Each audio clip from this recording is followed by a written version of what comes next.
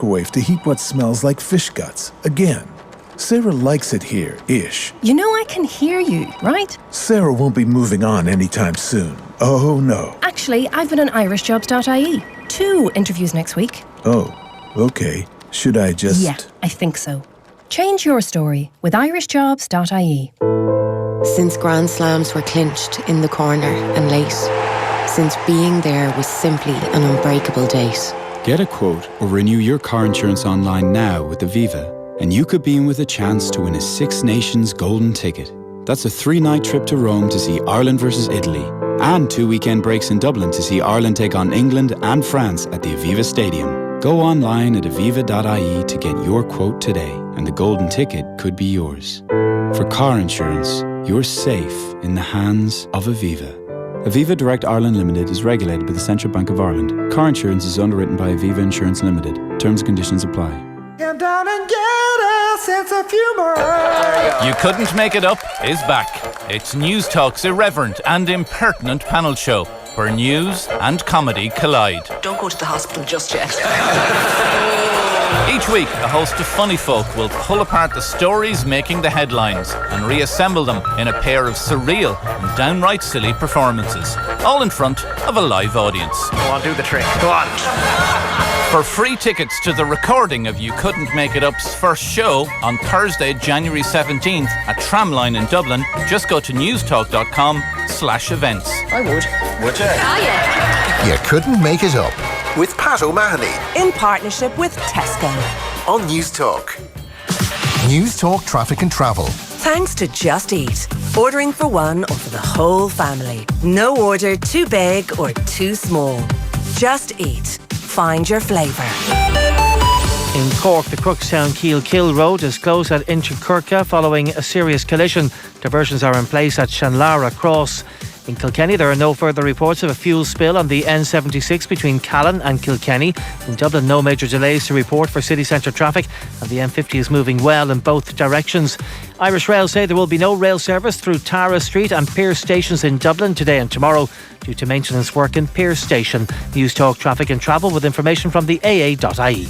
Thinking of finance for a new car? Then visit mypcp.ie first. A new website brought to you by Renault to help answer all your questions about PCPs and tackle any myths you may have heard. In just a few clicks, you can estimate your current car's value and match it with a new personal contract plan. Get closer to the car you want. See mypcp.ie today. Finance is made under a hire purchase. Terms and conditions apply. Deposit required subject to lending criteria. See mypcp.ie.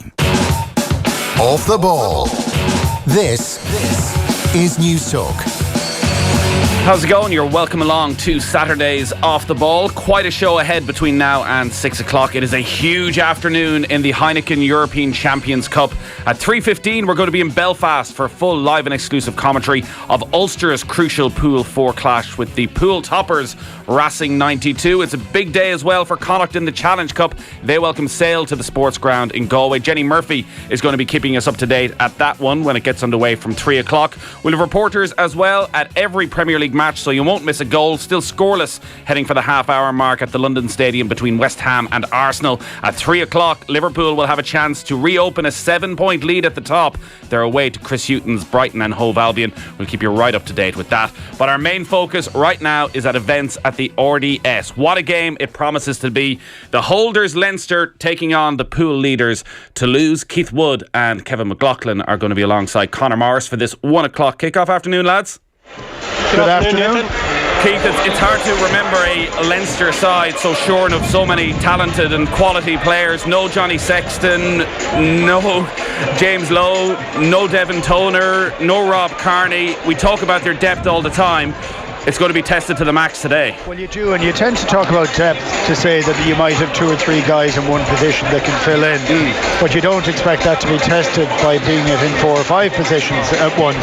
That kind of makes it very, very difficult. And you know what, I almost didn't believe the Leinster team, and when it was going to be announced during the week, I was saying, well, obviously they're holding something back, and we're going to see still a really impressive backline. I think we have an impressive backline, but they're callow. There's not a huge amount of experience there of playing on these really big ones together. They come on for 15, 20 minutes at different times, or they're in when there's other players, but not all in at once. So it is a bit young. It is a little bit inexperienced, but I would still say that they have the expertise and experience of having played with their more famous teammates over the last number of years to be able to go and deliver for it. But it's one of those great days for European rugby. I mean, we've bemoaned the fact that Toulouse have been crap for 4 or 5 years, and they really have been rubbish, playing in a style that doesn't suit them or us as fans. And now we get a chance to see them riding high, and I think it's a really, really tough day for Leinster, but it's going to be one of those cracking European afternoons. And Toulouse are riding very high at the moment as well. They've won all 4 of their pool games so far, Kevin. Look, your thoughts then on that Leinster selection. I know Leinster have been doing a lot of work with Gary Ringrose around his leadership, and you look at that backline at the moment, no Sexton, no Henshaw, no Carney. Ringrose needs to be the leader, I guess, of that backline today. Yeah, he does, and Ross Byrne as well. And I think one of the things Stuart Lancaster's done is turned all the young guys into leaders. So when Rory O'Loughlin stepped in the last game, he had an absolute blinder, got man of the match. And Stuart Lancaster instills that confidence. Leo Cullen puts trust in young guys. And when you look at the team today for Leinster, 20 out of 23 came through the academy. These guys know each other really well. And very interestingly, the majority of the experience and the robustness is probably in Leinster's pack today. And it's rare you go up against a French team expecting to try and dominate them up front. But I think that's what Leinster are going to have to try and do today. Lead from the front. They're missing a few of their really, really key backs. But Ross at Byrne, you have to remember, played the majority of the home game against Exeter last year, did an amazing job, played both Montpellier games last year and marshalled Leinster to victory in both those games. Luke McGrath is now supremely experienced at the 9 position as well. And I think there's enough experience for Leinster to back themselves today. And these are the days when champions stand up. And Leinster know this is going to be a really tough challenge, but they're going to try and get the pace up, make Toulouse really, really uncomfortable, get the crowd behind them. The conditions are absolutely perfect here in the RDS, so I'm expecting an absolute firecracker of a game here. Yeah, a lot to look forward to then. We are just moments away from kickoff. Take it away, Conor. Thank you very much indeed, Nathan. Yeah, the scene very much set in front of a 18,000 plus sellout crowd, as you might expect in Dublin for the RDS. Resplendent in blue with pockets of Toulouse Rouge et Noir away to the right hand side, and indeed down towards the front to our left hand side. It is the 11th meeting of these two great European powerhouses, each of whom has won club rugby's most prestigious prize on no fewer than 4 occasions. Toulouse lead the series with 6 wins to Leinster's 4. Only Dublin victory was their first ever meeting way back in September of 1997 up the road from here at Donnybrook. They played 2 European semi-finals and a quarter-final, but this is the first time that they've been drawn together in the pool stages for 11 seasons. You go back to the game in the autumn time and Toulouse were too good for Leinster over the course of the 80 minutes, just 1 point between the sides. What a cracking contest that was, and it was Toulouse coming out the better of it by 28 points to 27. Both sides scored 3 tries. It was an expansive lesson in rugby from Toulouse, the sleeping giant of French and European rugby, who look to be very much heading back to their very, very best. They come here to Dublin unbeaten in 12 games since they lost to the current French champions, Cast, back on the 29th of September. Listen to the noise around the RDS as they greet both sets of players who are making their way out of the tunnel in front of us. Nathan mentioned the injury crisis, if you want to call it that, but Leo Cullen played it down this week and says, look, we've been building this squad, we've been building this 40-plus man panel over the last 3 or 4 seasons, and we have trust and faith in everyone in each position today. And it is a massive day, a massive occasion, an afternoon for Ross Byrne at number 10. No Johnny Sexton, remember, and injuries elsewhere to the likes of Henshaw in midfield, so Rory Loughlin is in at 12, and we've got Scott Vardy alongside James Ryan, with no Devon Toner, who succumbed this week to an ankle injury. It will be Toulouse in resplendent red, playing from left to right as we look back down onto the pitch, who will get us underway. The referee this afternoon is Luke Pearce from England, who is all ready to go, and Leinster in their European dark blue shirts will receive the kickoff as we are underway in this Pool 1 encounter. Round 5 of the Heineken Champions Cup, and the kickoff is taken very convincingly by Leinster's outside centre, Gary Ringrose. We mentioned the fact he is a senior player now in that Leinster backline today, and he will have to lead by example. He took the ball into contact, and then it was set up for Luke McGrath on the box kick, and as he kicked it forward, the ball has gone forward off a Toulouse hand, and with only 20 seconds or thereabouts on the watch, we will have the first set piece of the afternoon, Keith. It was a fine take from Ringrose. Caught it early, picked a line, nice little shuffle of his feet before contact, got into a perfect position for an exit. Interesting on that kick again, it landed in a fairly congested area. People fell all over the place. Medar, I think, got a bit of a hopper. He kind of got flipped in over. Leinster just need to be a little bit careful on that today. But they're in a good position. It's a knock-on from Toulouse, and Leinster are going to try and get back up into the Toulouse half very quickly. So Luke McGrath waits, and he's poised to feed the first scrum of the afternoon. The referee's not happy with the two front rows, and he's just going to ask him to reset. Front row this afternoon for Leinster of Cian Healy, Sean Cronin and Tadhg Furlong. Vastly experienced, of course, both in terms of international test caps, Lions appearances and Leinster appearances. And the experience on the other side for Toulouse comes in the tight head position. Charlie Faumuina with 50 caps for the New Zealand All Blacks.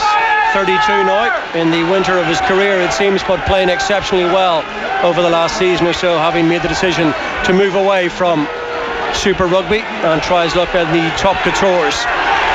Solid Leinster scrummage. Toulouse's scrum all season has been very, very strong, and it's in the arms of Ross Byrne, who interestingly took the ball in two hands, carried it to the line, got us off right away. That's brilliant from Ringrose, and now it's Rhys Ruddock on the charge, and Leinster inside the opening couple of minutes carrying the fight to Toulouse. They're almost up to the Toulouse 22, straight down the throat of the pitch it was from Leinster's open side flanker, and he gets himself involved again, and then he's hit pretty hard right on the gain line, and Toulouse have turned the ball over, and it's picked up by Antoine Dupont, and there is a Toulouse penalty, and off go the French side at a rate of knots up over halfway. Breath-taking start to the game inside the opening 2 minutes as Toulouse turned the ball over in contact, but initially it was a really good break, first by Byrne and then by Ringrose, and the offload to Rhys Ruddock. But Toulouse have it, and they're up into the Leinster half of the pitch, and they get their offloading passing game away. It's been such a feature of their play this season, and they put it through the hands to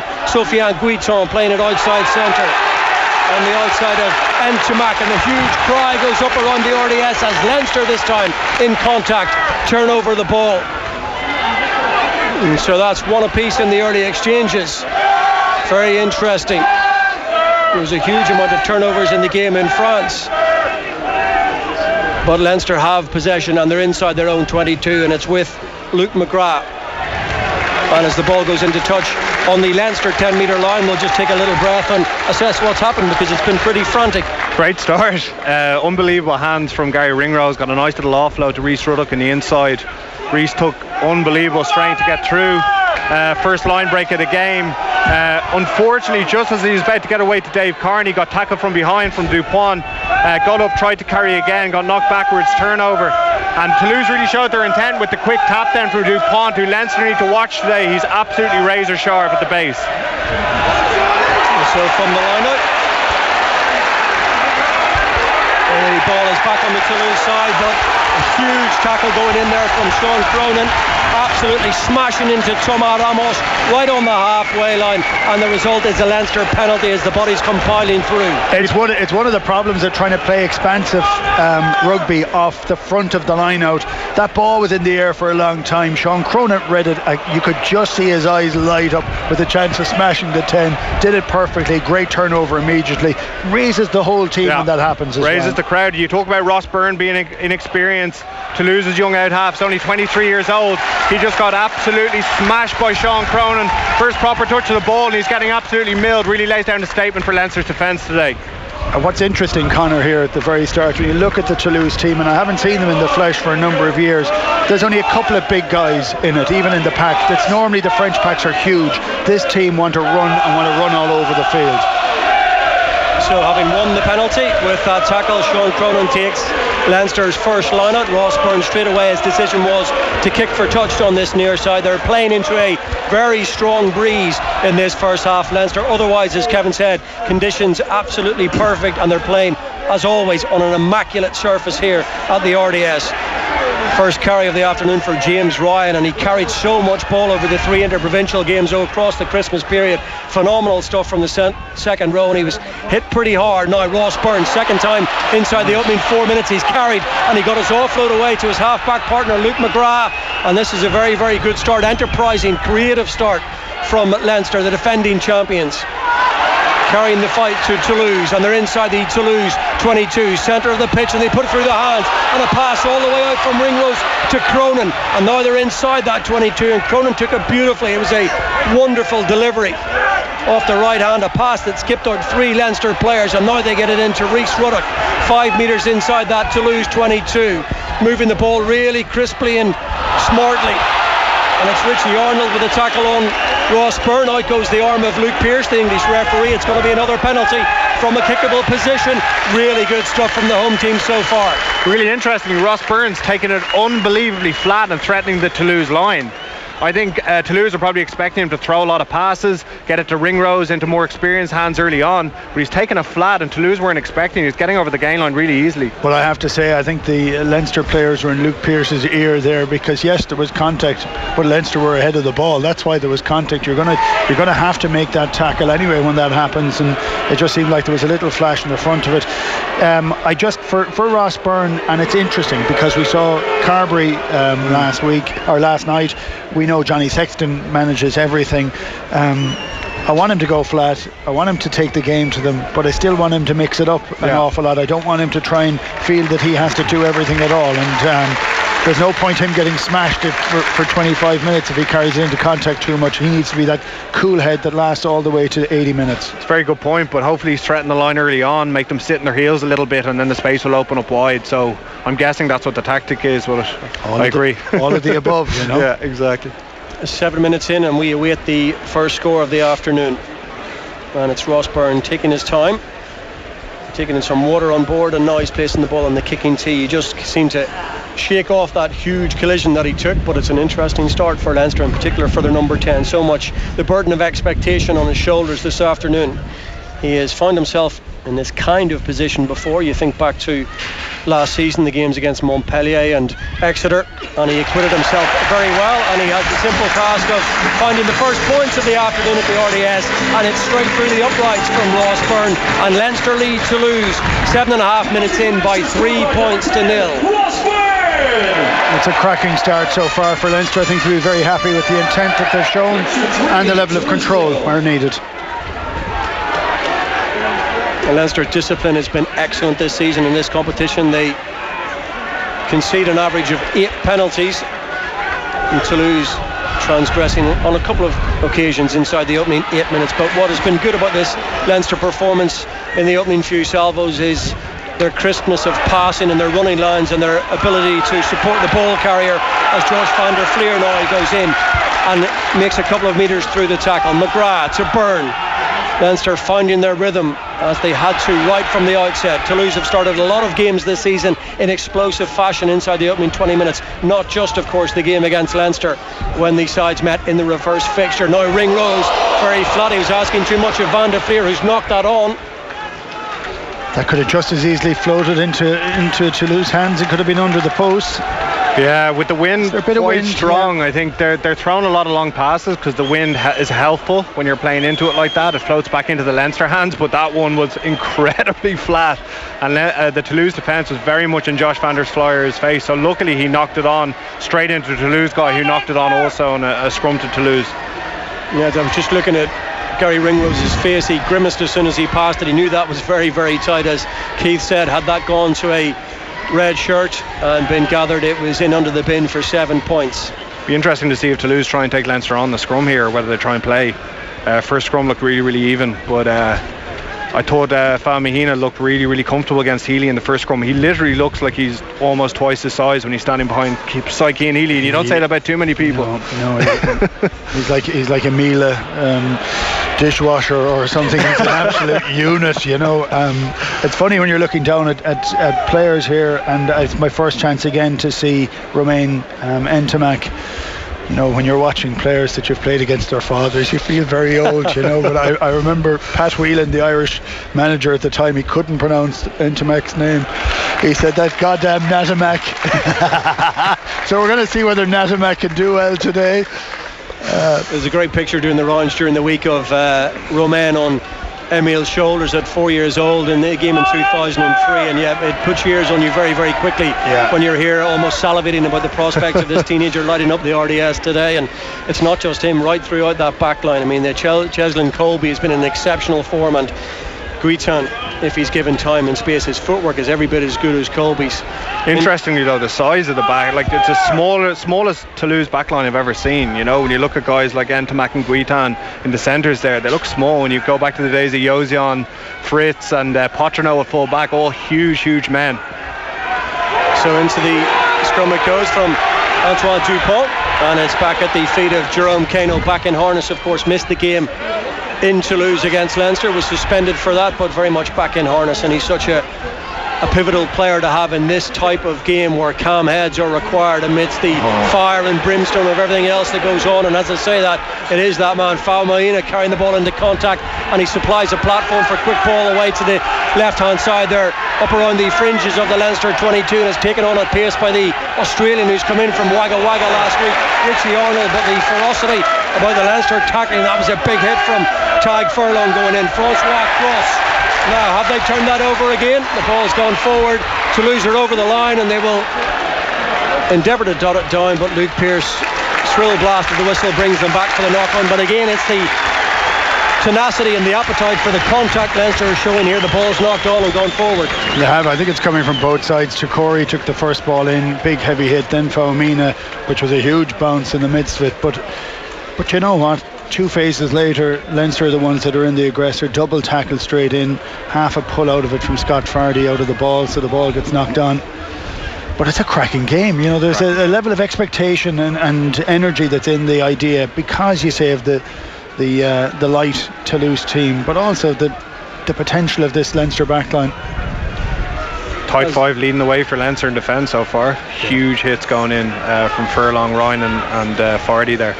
Forwards always, front 5 always win the game, you know that, of course.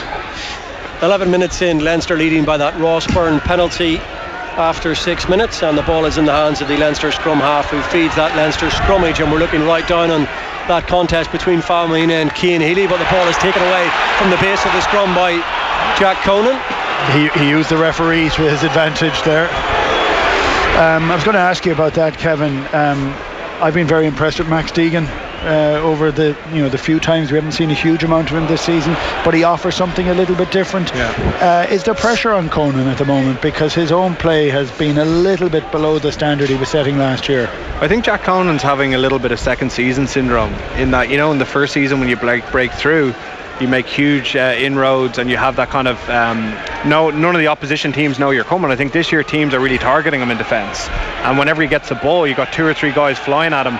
I think Max Deegan brings an X factor. From what I hear from the lads in training, is he's got a little bit of work to do in terms of like getting up to speed and getting a bit of experience to the big games, but for sure he's going to be putting pressure on Jack Conan soon. And Caelan Doris, another young number 8, is also putting pressure on Max Deegan, so very, very healthy situation in the number 8 department. That's a very strong scrum from Toulouse. The referee is poised to give a penalty, and he does raise his arm, and that is a real feather in the cap for the pack of forwards. Their scrum has been so good this season, 100% on their own ball in this competition, not far off that in the top contours, and it will bring the potential of a simple opportunity of a riposte of 3 points for the French side here. It's amazing what concentration can do to a front row. On all the previous scrums, there's only been 2, I think, for Leinster. Sean Cronin has struck it perfectly to Conan's feet, so a really clean strike. This one got stuck in the second row, a small readjustment in the legs, and then that was the end of that. But so they absolutely got the nudge on there. It looked like Cassidy got the better of Furlong there and just nudged him out.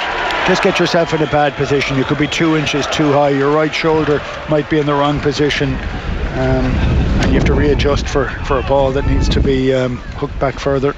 So from straight in front of the uprights with a big breeze at his back. It's a simple opportunity for Tomás Ramos, the man who has scored 129 points in the top 14 this season, to level the scoreboard at 3 points apiece. 13.5 minutes on the watch. Fascinating encounter, played at breakneck speed, and as we expected it might be, it is very, very much in the balance. Leinster with a proud record here. Toulouse, of course, was their first European defeat in 18 months, but they've won their last 11 matches at home here in European competition. You have to go all the way back to December of 2015 in Toulon to find the last time that they were beaten here. The restart wasn't taken cleanly, and now it's in the hands of Maxime Médard, who made decent progress. Popped a little pass on the inside to Guitoun, and now it's back in the arms of Médard. Rejuvenated Médard, belying his years with his pace at times from fullback this season. And Toulouse have it, and they bring it beyond their own 10-metre line. Rory O'Loughlin was in there, just tried to rip it clear, and Dupont gets them moving again into the hands of Richie Arnold. Ramos, and now they bring in Joe Chikori for his first real involvement. He'll be a difficult target to stop for Leinster all afternoon. He's playing some great rugby this season. Dupont. And Toulouse trying to vary the point of the attack and keep that Leinster defence honest. And Richie Arnold, the guy who made his debut last week against Agen, has seen plenty of ball inside the opening 14 minutes. But Toulouse, their handling skills let them down on this occasion, and it's there for Scott Vardy, and he's got options out wide, and one of them is Conan and one of them is Byrne.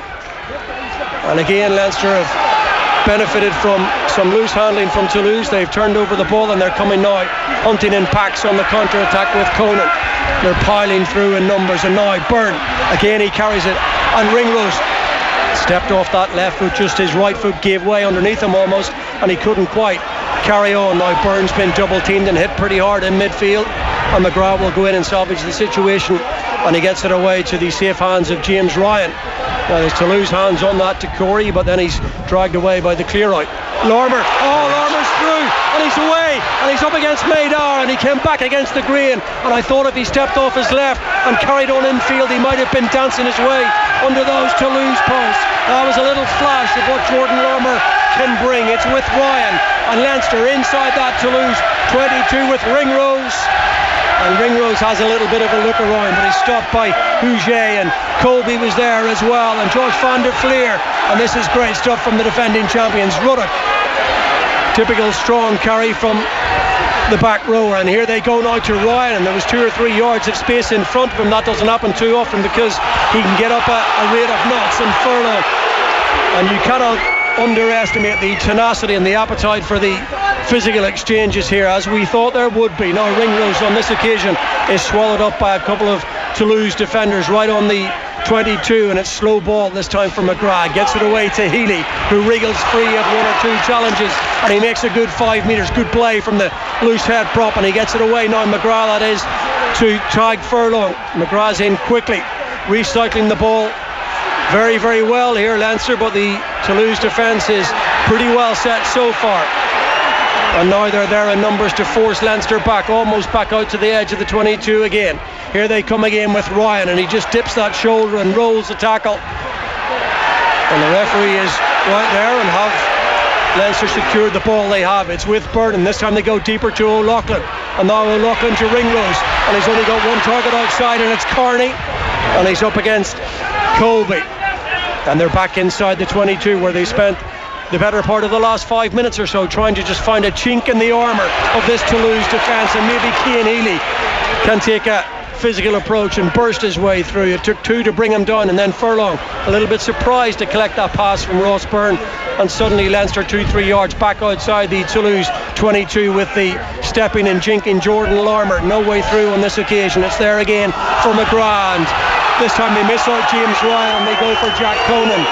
Cries of offside from the Leinster supporters in front of us, and cries of not released from 1 or 2 Leinster players around that ruck. And that was a really good line taken from Dave Carney on the inside pass from Ross Byrne, but he was watched all the way by the Toulouse defence, who are standing strong in the face of adversity here.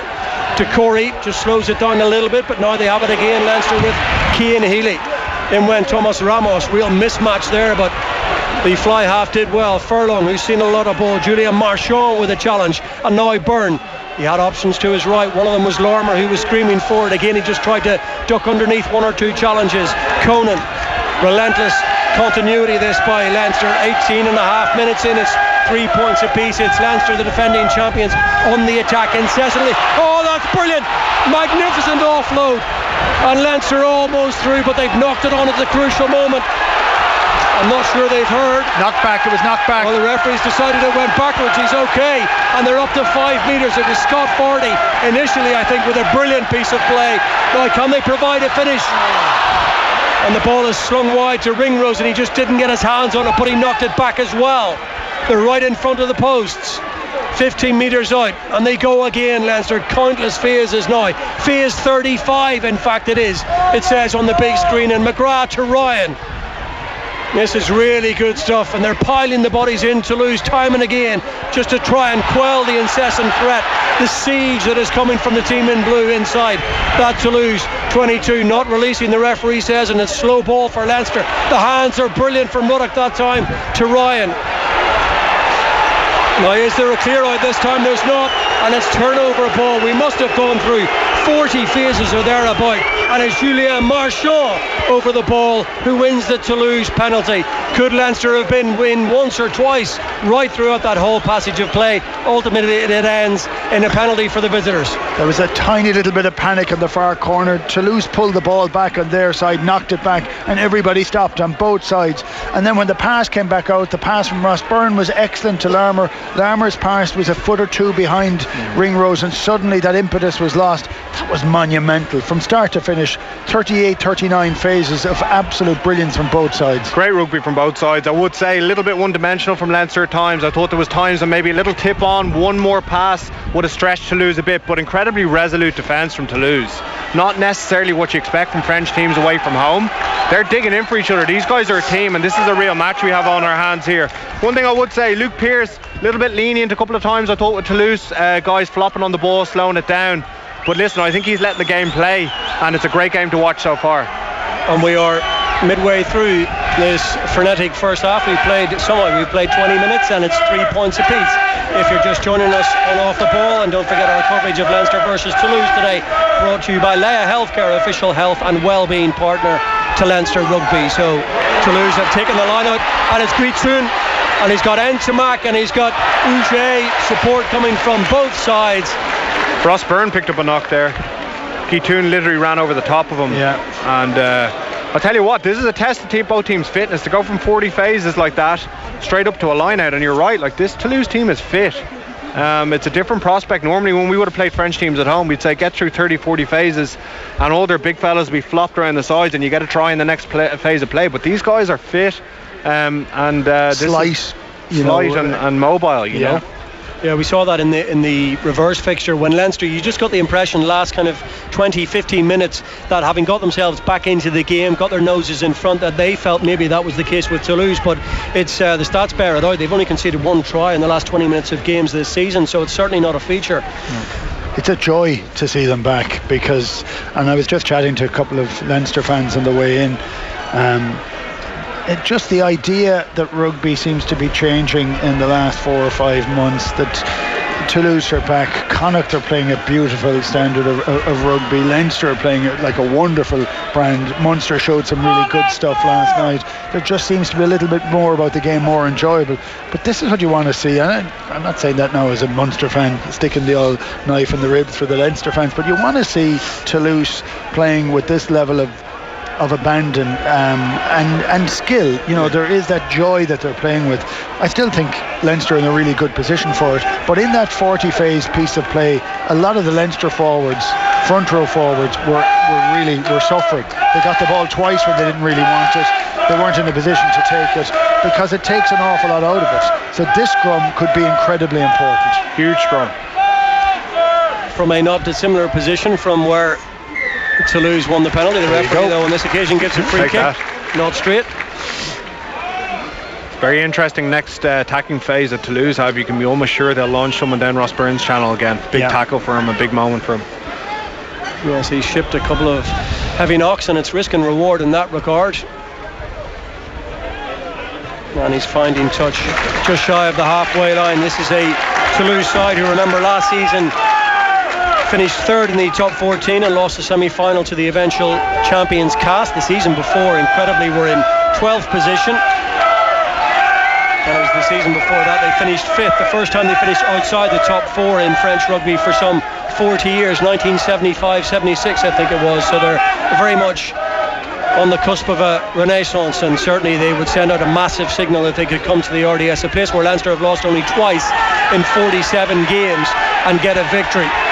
And it is very, very evenly matched and delicately poised. We're in the 22nd minute and the ball is in the hands of the Toulouse scrum half, and he's hit pretty hard from Ross Byrne, but the ball went backwards and it's snatched up by Johan Uge, the diminutive winger, in off his wing to get involved in things in Guita. And the tackles just keep flying in from all angles. Gary Ringrose, we laud his defensive game time and time again. We know what he can do in attack, but he's been excellent. He's been heavily involved. He's seen a lot of work on his channel already in this game, and it's Leinster ball. It's very rare you see the away team looking actually the more potent in the RDS, but right now Toulouse look more dangerous than Leinster do with the ball in hand, which is definitely a concern for Leinster fans. Cheslin Colby he's an unbelievable runner. He's very, very elusive. He seems to have the same level of elusiveness as Larmour, but he seems to have a higher top line speed. That's one of the thoughts I had for Larmour making that break inside earlier on. His feet were amazing. He got behind it, but I don't know what his top pace is. Is he one of the faster guys in the squad? He is rapid, but I think sometimes he oversteps it, because he stepped through the first piece of contact, and then actually there was a lot of space in front of him, and he should have just kept going towards the post, and he stepped again and got caught. Actually stepped into the traffic. Yeah, I thought that. So I think that's a learning for him, but his footwork is incredible, and he is actually very quick. Solid scrum from Leinster, and they're right into midfield with Ringrose, and back in it goes from Luke McGrath, and taken on here by Cian Healy. And for the second or third time in the last 10 minutes or so, when Healy gets on the ball, he's made 5 metres through a tackle or two. Very strong display from Leinster's prop, and here's Conan. Presentation is good for McGrath. Now it's with Byrne on the short pass to O'Loughlin. Got his hands free and got it away from Ringrose, and he just manages to put the engine in reverse and step away from the challenges of 2 or 3 Toulouse players in typical Gary Ringrose fashion, with that darting kind of low head down gait that he has. And now Ross Byrne inside, and again he's taken the fight to Toulouse, and he had options left and right. Obviously that's something that they've spoken about in the week, to try and catch Toulouse out with, but he got hit by another thumping challenge. Ruddock now back inside to Cronin, and Cronin goes thumping through the first challenge. He put Falmoine on his backside, no ends up there, but ultimately the ball, I think it's gone forward, has it? And Falmoine, having been run over by Sean Cronin, who barreled into him at a rate of knots, is going to need some treatment here. Cian Healy's down, sucking diesel as well. I think Falmoine is out to lunch. I think he got a bad bang there. He kind of half tried to get up and then seemed to sink back onto the floor. Hopefully he's okay. HIA, I'd say. It does, yeah. Didn't see the contact on the head. Sean Cronin picks the hidden, the sort of secret line. You don't see him until he has the ball in his hands, and he's going like a little bloody dump truck, you know. Some pace. Yeah, I mean, he just got his head on the wrong side there. Got Sean Cronin's hip there. They're really dangerous ones. Yeah. Yeah, like myself and Keith were just looking at each other here as Ross Byrne took the ball into contact again. I think it's a real tactic at Toulouse now. They're really swallowing him up, and not necessarily what you want your quarterback, your out half, to be doing is taking contact. They're running one of their defensive players at 12 or 13 up into his eye line, so when he looks up he sees a Toulouse player and it's turning him back inside. It's fine being flat, but you still need to give yourself the option to drop the ball off to a 12 running hard, or pulling it back to a forward or back to another back. Yeah, looks like a defensive ploy for sure. He's trying to say it's his shoulder, not his head. Got a stinger is what he's saying. You think maybe even a couple of kicks in behind Ross Byrne could try. He has that lovely crossfield kick, and if they're really flying up on the outside, maybe a kick to the wingers could be a nice ploy as things progress. Yeah, I just think it's one of those slightly frantic games when you have two teams that are playing in a very similar fashion, in that they both want to attack. You can have errors that sneak into it, and you can kind of forget the fact that suddenly 25 minutes have passed and not a huge amount has gone on. You know, it's what I love actually about the game, is how it changes depending on the players that are there, how each player, each playmaker, each guy who leads in a team has to learn through experience, not just through watching what he has to do. So it's a really big day for Ross Byrne. I think he's doing pretty well so far. 100%, and this feels like a knockout game. Doesn't feel like a round robin game. Yeah, I was reading Reinhard Elstad, the open side flanker for Toulouse during the week. He said, look, we're going to treat this like a final. It's a massive game in terms of their arc of progression. They've made such great strides over the last 6 months or so, and they're coming here treating this like a final, and certainly it would almost guarantee them a home quarter final. It would be a massive fill-up, and it would send out a signal, the right kind of signal, right across Europe. Well, I think when you're playing the champions and you can turn the champions over, if that's possible, you get a huge amount out of it. I think Munster got an awful lot out of beating Leinster around Christmas time, and they've kicked on from there, that extra little boost of confidence. Yes, because their last 4 visits to Ireland have all ended in defeat, 3 of those by a margin of 20 points or more, and it's with Cheslin Colby, and taken on by Faumina, who appears to be okay, and the ball is with Dupont, and he gets it away to the 85-time cap All Black Jerome Kano, and he is unceremoniously dumped to the RDS turf. Leinster hitting hard and hitting in numbers. It was Jack Conan principally, and now they've got hands on the ball, over the ball in the tackle position. Referee is well poised, and he says hands away, and downfield it goes from Dupont, taken by Luke McGrath. Larmer stepping one way and the next. He's seen a few big characters in his way, and he gets the offload away brilliantly. Oh, it's taken by Carney. Oh, that's super. Toulouse-esque offloading rugby here by Leinster, up over halfway as they make 30 metres, and they are fighting fire with fire here. They are taking the game to Toulouse, and they are giving them a little bit of their own medicine, and they've got a penalty advantage as they work it wide to Rhys Ruddock, and on they go with Carney once more. The referee surely is still playing the advantage. Is he playing a fresh one for not rolling away from a ruck that time? We will get a Premier League half-time momentarily when this passage of play comes to an end, but it's with Scott Vardy, and the referee says no advantage, and back we go for the penalty. Superb rugby out of the 22 there. You could see Larmer thinking, I probably should kick it. He said, nah, I'll step off my right. I'll put a beautiful offload on the inside to Dave Carney, who ran a great line. Got it inside to Luke McGrath, and absolutely beautiful rugby there from Leinster, and really getting the tempo up.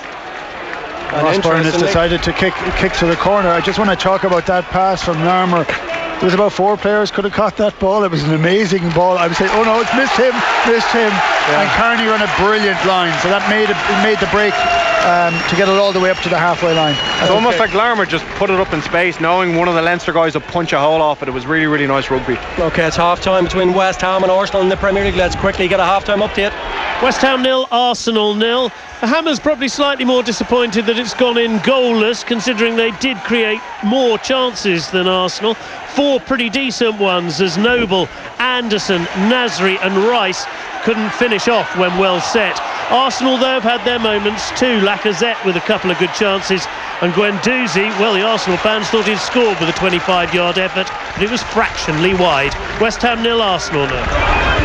Leinster have taken that line out, just hands letting them down in midfield, and it was fly kick downfield, and Ross Byrne, to his great credit, showed good pace to get back and rescue the situation for his team. And it's Gary Ringrose was the victim of a high challenge.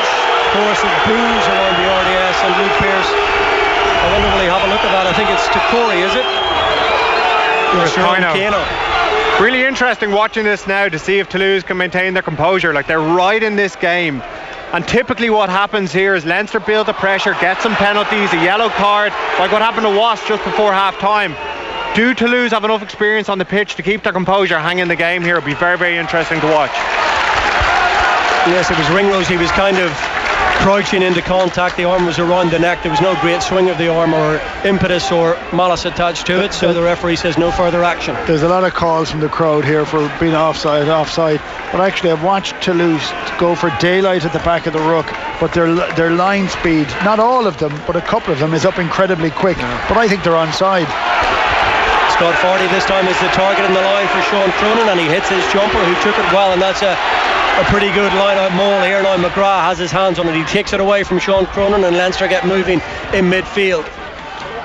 And Termac going in, endeavouring to make the challenge, and McGrath almost sniping around the fringes, and he made a few metres almost open country in front of him. Now Cian Healy takes a slightly different approach, head down, barrels into two red shirts, and Leinster come against the green, and just for a moment there may be numbers. Ringrose elected to go on his own. They recycle quickly. Cronin, who's already got a couple of tries in Europe this season, and they're up to 5 metres. 4 Leinster players to the left hand side in the tight channel, inside 15 metres, and only 4 metres out from the line. It was Van der Fleer who took it, and he was stopped, and now it's Rhys Rudder. Decibel level rising again as the Leinster supporters anticipating the potential of a first try of the afternoon. 3 points apiece, 31 minutes on the watch, and Leinster, as they have been for the lion's share of this opening half hour, on the attack. But now they need a cutting edge, and they need to find a way through, because the Toulouse defence has been pretty strong. McGrath, options left and right. Referee says it's a Leinster scrummage at the end of all that. My God, it's intense, isn't it? It's a fantastic game of rugby. Pressure building now in Toulouse, but Toulouse are dogged. They're very, very dogged. They're hanging in there. Really, really nice lines of running there from different Leinster forwards, and they're getting over the gain line now, whereas in the first half they were struggling to make any metres at all. They are getting over the gain line with their carries. Luke McGrath is getting an awful lot of space. They really need to find a couple of runners that run after him. He's easing his way in and around. A little offload there might do the trick. And he just had a little look around the side himself. He's been prolific in terms of try scoring. He's played, I think it's 105 games for Leinster. He's scored 28 tries, which is exceptional, so you cannot take your eyes off him. Great atmosphere, cracking atmosphere, an atmosphere fitting for the sense of occasion around this game. As I mentioned, no two better teams in terms of pedigree around Europe over the seasons, 4 titles apiece. Were there any thoughts about having this game in the Aviva? I'm sure there were. I'm sure Mick Dawson would have been happy to have it in the Aviva, but from Leo's and the coaching staff's approach, this is the fortress and this is home, you know, and as players you prefer playing in the RDS. You're more comfortable with it, you know the wind better, you know the patterns better. So I would guess that you are losing your home advantage somewhat by playing in the Aviva, but I agree with you, it would have been an amazing occasion there today. Close to sell it out anyway, if not sell it out totally. I think so. So this is a huge opportunity, 8 minutes before the break, for Leinster to try and find the first try of the afternoon. Right on the Toulouse 5 metre line on the left hand side of the field, and it's Luke McGrath who feeds the scrum, and it's a very solid Leinster scrummage, and it's going forward, and Toulouse are going backwards, and the referee is going to give the penalty, and there might be a try. Are they over? Is the momentum there? The Leinster players are swarming around the try line. They think that they've scored the first try of the afternoon. I think the referee was playing a penalty advantage, but Luke McGrath, with ball in hand, gets back to his feet over that Toulouse try line. What will be the decision of the English referee here? He's going to have a chat with his assistant on the near side, who had a pretty good view of it. What a scrummage that was. Great scrum. Nice clean strike to the back. Held it for a period of time. All the Toulouse back row were up, peeping out the side. They weren't pushing in, so it was 8 against 5. It was a cracking push. I thought the referee gave the penalty early. I didn't quite know what it was for. But in the midst of that, a lot of the Leinster players were just complaining to the ref, and the ball was still in play. So, well, we are upstairs with the TMO because the referee's assistant has seen fit to go upstairs. He feels that Leinster may have scored the first try of the afternoon here, and we're looking at it on the big screen away to the left. And if that ball is on the line, or potentially even over it, as it may well be, then Luke McGrath, I was only mentioned a couple of minutes ago, he scored 28 tries for Leinster. He may well have his 29th. Now, did they get it down? There's an arm underneath it. No, I don't think that's a try. I think there's an arm underneath it. Certainly over the line. I'm just not sure it touched it. Yeah, it seems to be. The ball is sitting in the crook of his arm. No try. Luke Pearce says he can't give that on the evidence of the replay, and the TMO concurs. Oh, this is what I love. This is the sort of fast, aggressive chess. So the ball goes in here now. Will the Toulouse back row stay down and push? And if they stay down, does it strike to number 8? Does Conan have a quick go? Maybe get McGrath on his shoulder? Yeah. If I'm the Toulouse captain here, I'm down 6, 7, 8. Stay down. Get your 10 and 12 and your 11 a little bit tighter to the scrum to give them confidence, but they have to scrummage. They have to scrummage, or it's going to be the exact same result again, and it's going to lead to a penalty try. Replacing for Toulouse, number 18, Dorian Aldegheri, replacing number 3, Charlie Falwinner. Okay, we've got a substitution. We're waiting for the scrum to reset. We've had a goal in the West Ham Arsenal game. Guy Swindles. West Ham 1, Arsenal 0. Took the Hammers just 3 minutes after the break to take the lead. Arsenal failing to clear a corner. Anderson and Nasri set up Declan Rice to side foot into the top of the net for his first ever Premiership goal for his club. West Ham 1, Arsenal 0. So Toulouse are taking their time about the switch. It's Falwinner over on that far side, and Dorian Aldegheri is going to come in, and that's probably going back. It's a HIA we hear, and it's probably going back to the hit from Sean Cronin, which was what, maybe 10 minutes ago? Yeah. But as it is, what have we got? 33 minutes on the watch, and Leinster in position A here. The ball in the hands of the man who almost scored a try just a few moments ago, Luke McGrath, and he will feed that Leinster scrummage, and they will look for the same cohesion and ballast coming right through from 8 and through the second row to the front row forwards, and try and secure something here, a potential for a first try. Dave Carney at this moment in time is in off his wing, standing at first receiver. Ross Byrne just beside him, and Lormer, O'Loughlin and Ringrose all poised. There's no one on the blind side, on this short side. McGrath hasn't quite put it in just yet, and now it's stable, and now it's at the feet of Jack Conan. And down go that Toulouse front row. Is a penalty coming here? Potential for a shot to nothing. Potential for Ringrose all the way over the top. Oh, that's a great delivery. Byrne, can he finish? Oh, it's a superb challenge. Somehow inside 5 metres they managed to get him down, but Leinster go again on the surge. 2 metres out. McGrath waits. Conan! And Leinster have the first try. 34 minutes in. Relentless pressure, and it pays dividends. And it's the number 8 who gets the first try of the afternoon, and Leinster lead by 8 points to 3 thanks to the number 8 conversion to come, and that was really good, all going back to the strength of the set piece. What a pass by Ringrose out to Byrne. An unbelievable defence not to let Byrne through. Byrne's a big strong man, great tackle, and good patience by Leinster just to get over the line, and a good line by Jack Conan, hard to stop from that range. I was laughing at Kevin in that Toulouse did exactly what he said they should do. They kept their forwards onto it. They came in a bit tighter, and because they came in tighter, it was seen on the outside. And trust Ringrose to do it, and Ross Byrne to make certain it went out. It was a high lofted pass, but it's still, they were so tight. He was able to make the step inside, and then there was 2 great drives up afterwards. I have to say, Rhys Ruddock's heavy carrying in traffic has been phenomenal, and then Conan picked up the lovely line straight in up afterwards. There was a penalty. I think if it had stopped play, there would have been a Toulouse player in the bin. They'll take the points instead. And they have 5, and Ross Byrne will endeavour to make it 7 and open up a 7-point advantage for Leinster. 5 minutes of the opening half of a fascinating European encounter remaining. Oh, he struck that really, really well. 2 more points, and Leinster leads Toulouse by 10 points to 3. Jack Conan's try converted by Ross Byrne.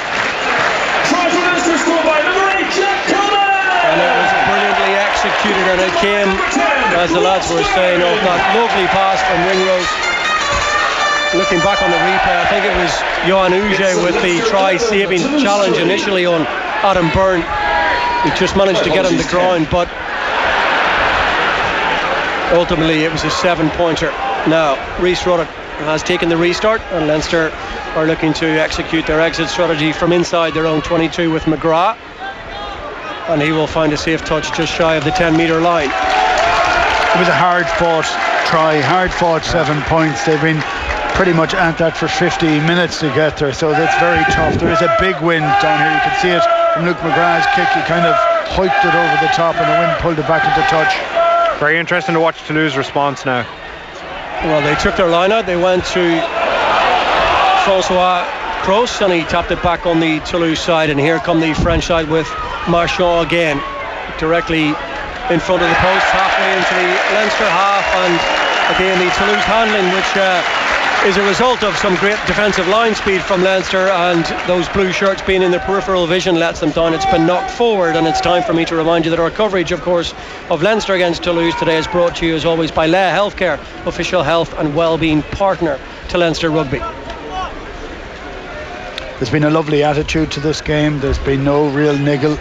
I think it's almost too fast to have niggle in it. You know, some of those games that are very close, hard, wet encounters, every hit tends to be a big hit, and these ones, it's just too fast. The ball's moving too quickly. There's a lovely view there of Chikori being pulled up off the ground by Jack Conan, which is just great to see. Interestingly, Rory O'Loughlin's been moved out to the left wing here. Dave's gone over the other side, so you got Larimore, Dave Carney and Adam Byrne all down the short side there. I wonder, they're looking to play a move with Luke McGrath down the short side. Well, the scrum is right slap bang in the centre of the pitch, halfway inside the Leinster half, just outside the 22 and in between the 10-metre line. Now they go to Ross Byrne, and he has a little bit of space, and then, well, he just tried a two-handed pass to Ringrose. The pass was very much on, but he didn't quite execute it correctly on that occasion, Ross Byrne. But there was plenty of space in front of the Leinster 10 on that occasion. Opened up like the Red Sea for him. Yeah, sometimes when things don't happen that you don't expect to happen, it kind of confuses it a little. That was a kind of little basketball chuck of a pass. It was unnecessary, I would have said. He could have just passed it ordinarily. It would have worked just as fine. As it was, it just went straight to ground.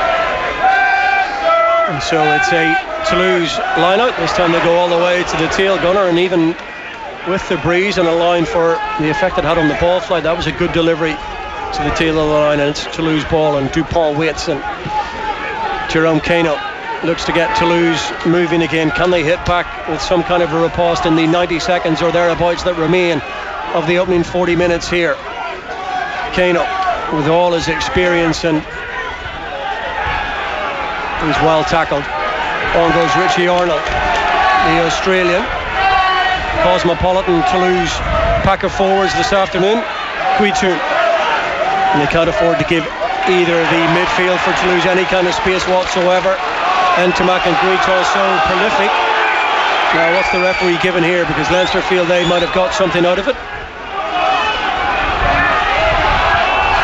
Ball was ripped clear in the challenge, and the net result is it's going to be a line out to Toulouse 5 metres outside the Leinster 22 on this right hand side of the pitch. It doesn't matter what ground you're in, every supporter argues with the referee over every single decision. That was definitely the case in the reverse fixture in France, as you would expect from a Toulouse fan base. Marchand.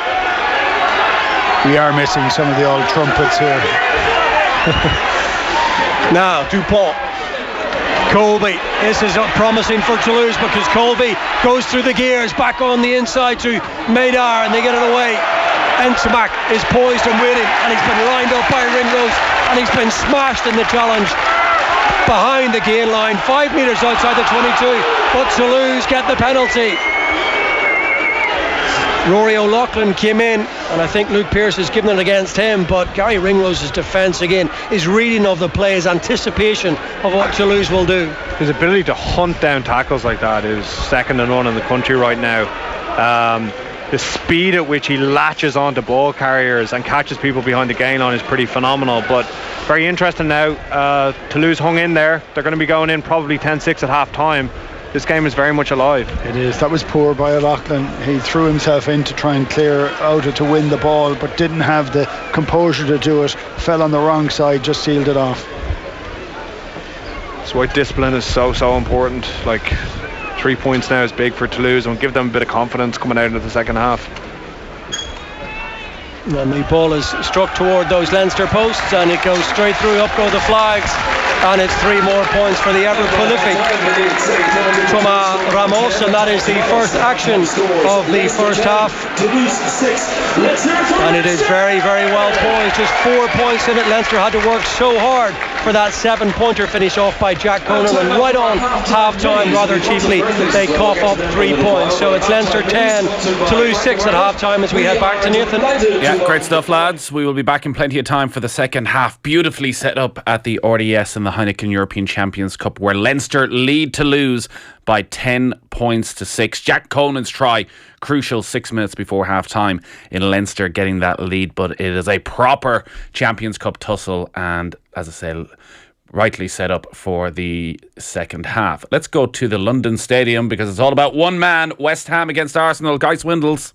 West Ham 1, Arsenal 0. Declan Rice's first goal for West Ham, separating the sides. It was a fine finish after the Gunners failed to clear from a corner. Since then, Arsenal have huffed and puffed, but with little real effect, and now substitutions have been made. Ramsey and Torreira on for Xhaka and Mustafi. Hammers have come closest to scoring since the goal. Ogbonna heading wide from a free kick. West Ham 1, Arsenal 0. Yeah, what a day for Declan Rice, his first ever goal for West Ham, and it may give them a huge win against Arsenal. He is, of course, in the papers again this morning, Declan Rice, with Mick McCarthy last night saying at the Soccer Writers Association Awards that he had spoken to Gareth Southgate, that Gareth Southgate very much sees Declan Rice as a defender. Mick McCarthy would like to build his team around him from the middle of midfield. Still, we wait for Declan Rice's decision, but does he going to be even more of a clamour, you would imagine, from now in England to declare for them? Our second live commentary is going to be up at Kingspan Stadium. It's going to be Ulster against Racing. The first meeting of these two sides this season was an absolute cracker over in France. Oisín Langan and Andy Dunn are going to be watching this. Oisín is there. Afternoon. Good afternoon, Nathan. The weather is good in Belfast ahead of this one. There's dark clouds ahead, but the sun is trying to break through, and the conditions are relatively warm. It's pretty mild as well. There's no breeze to speak of. Andy Dunn is with me for this one. Andy, coming up on the train, you were saying you expect the ball to be thrown around like a sevens match throughout the afternoon. Yeah, both sides have been very much embracing risk this season in their game, in their attacking game. Both sides very open to attacking from deep, both sides very open to playing a risky offload type game in the tackle, and also particularly on the Ulster side, something that they've yet to master, so it makes for a little bit of spillage, a little bit of turnover, and both sides are very keen to counter-attack, so I expect very, very exciting stuff. Yeah. More about the backs in a moment or so, but first the forwards. Ian Henderson out for Ulster. He's a long-term injury victim. How big a loss is that for them in this game? I think it's a huge loss. I think the Ulster squad, their first choice starting 15 is excellent and on a par right up there with the other Irish provinces, but they're very thin underneath. They're vulnerable in terms of the depth of their squad, so a loss of Henderson's magnitude. Alan O'Connor, a good deputy, Kieran Treadwell, very physical and a line-out operator too, but Henderson's a pretty huge loss for them. And just before I let you go, Leinster leading 10-3 in our live game. We'll be back to the RDS for second half commentary shortly, but you have been watching it. What have you made of it?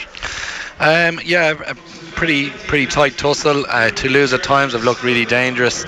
Leinster showing great composure to score the try, and Scrum looks like it could be quite an important feature in the second half. It's been tussling to and fro for both sides, a few penalties. I think it could be an area where the game gets decided.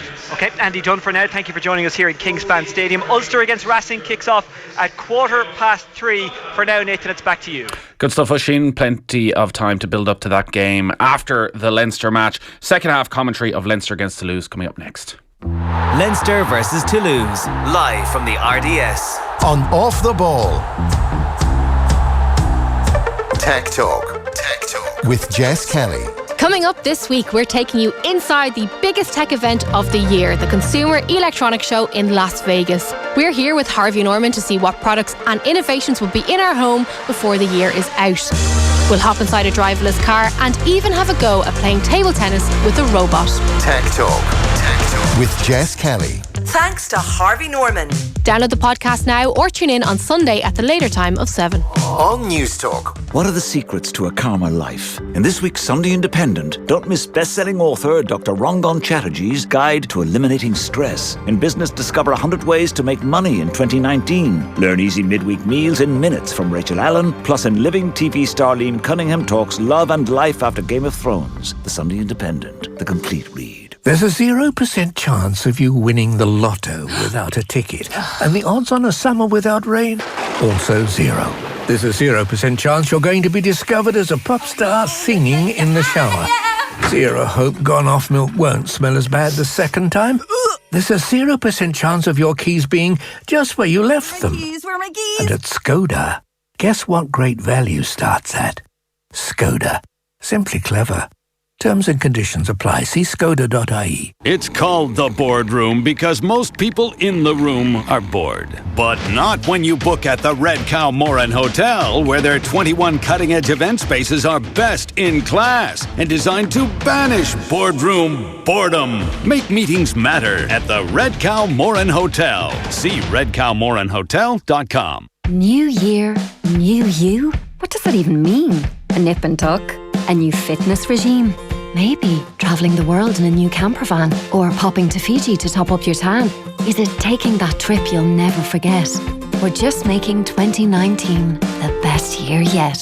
It's the new year, new anything jackpot.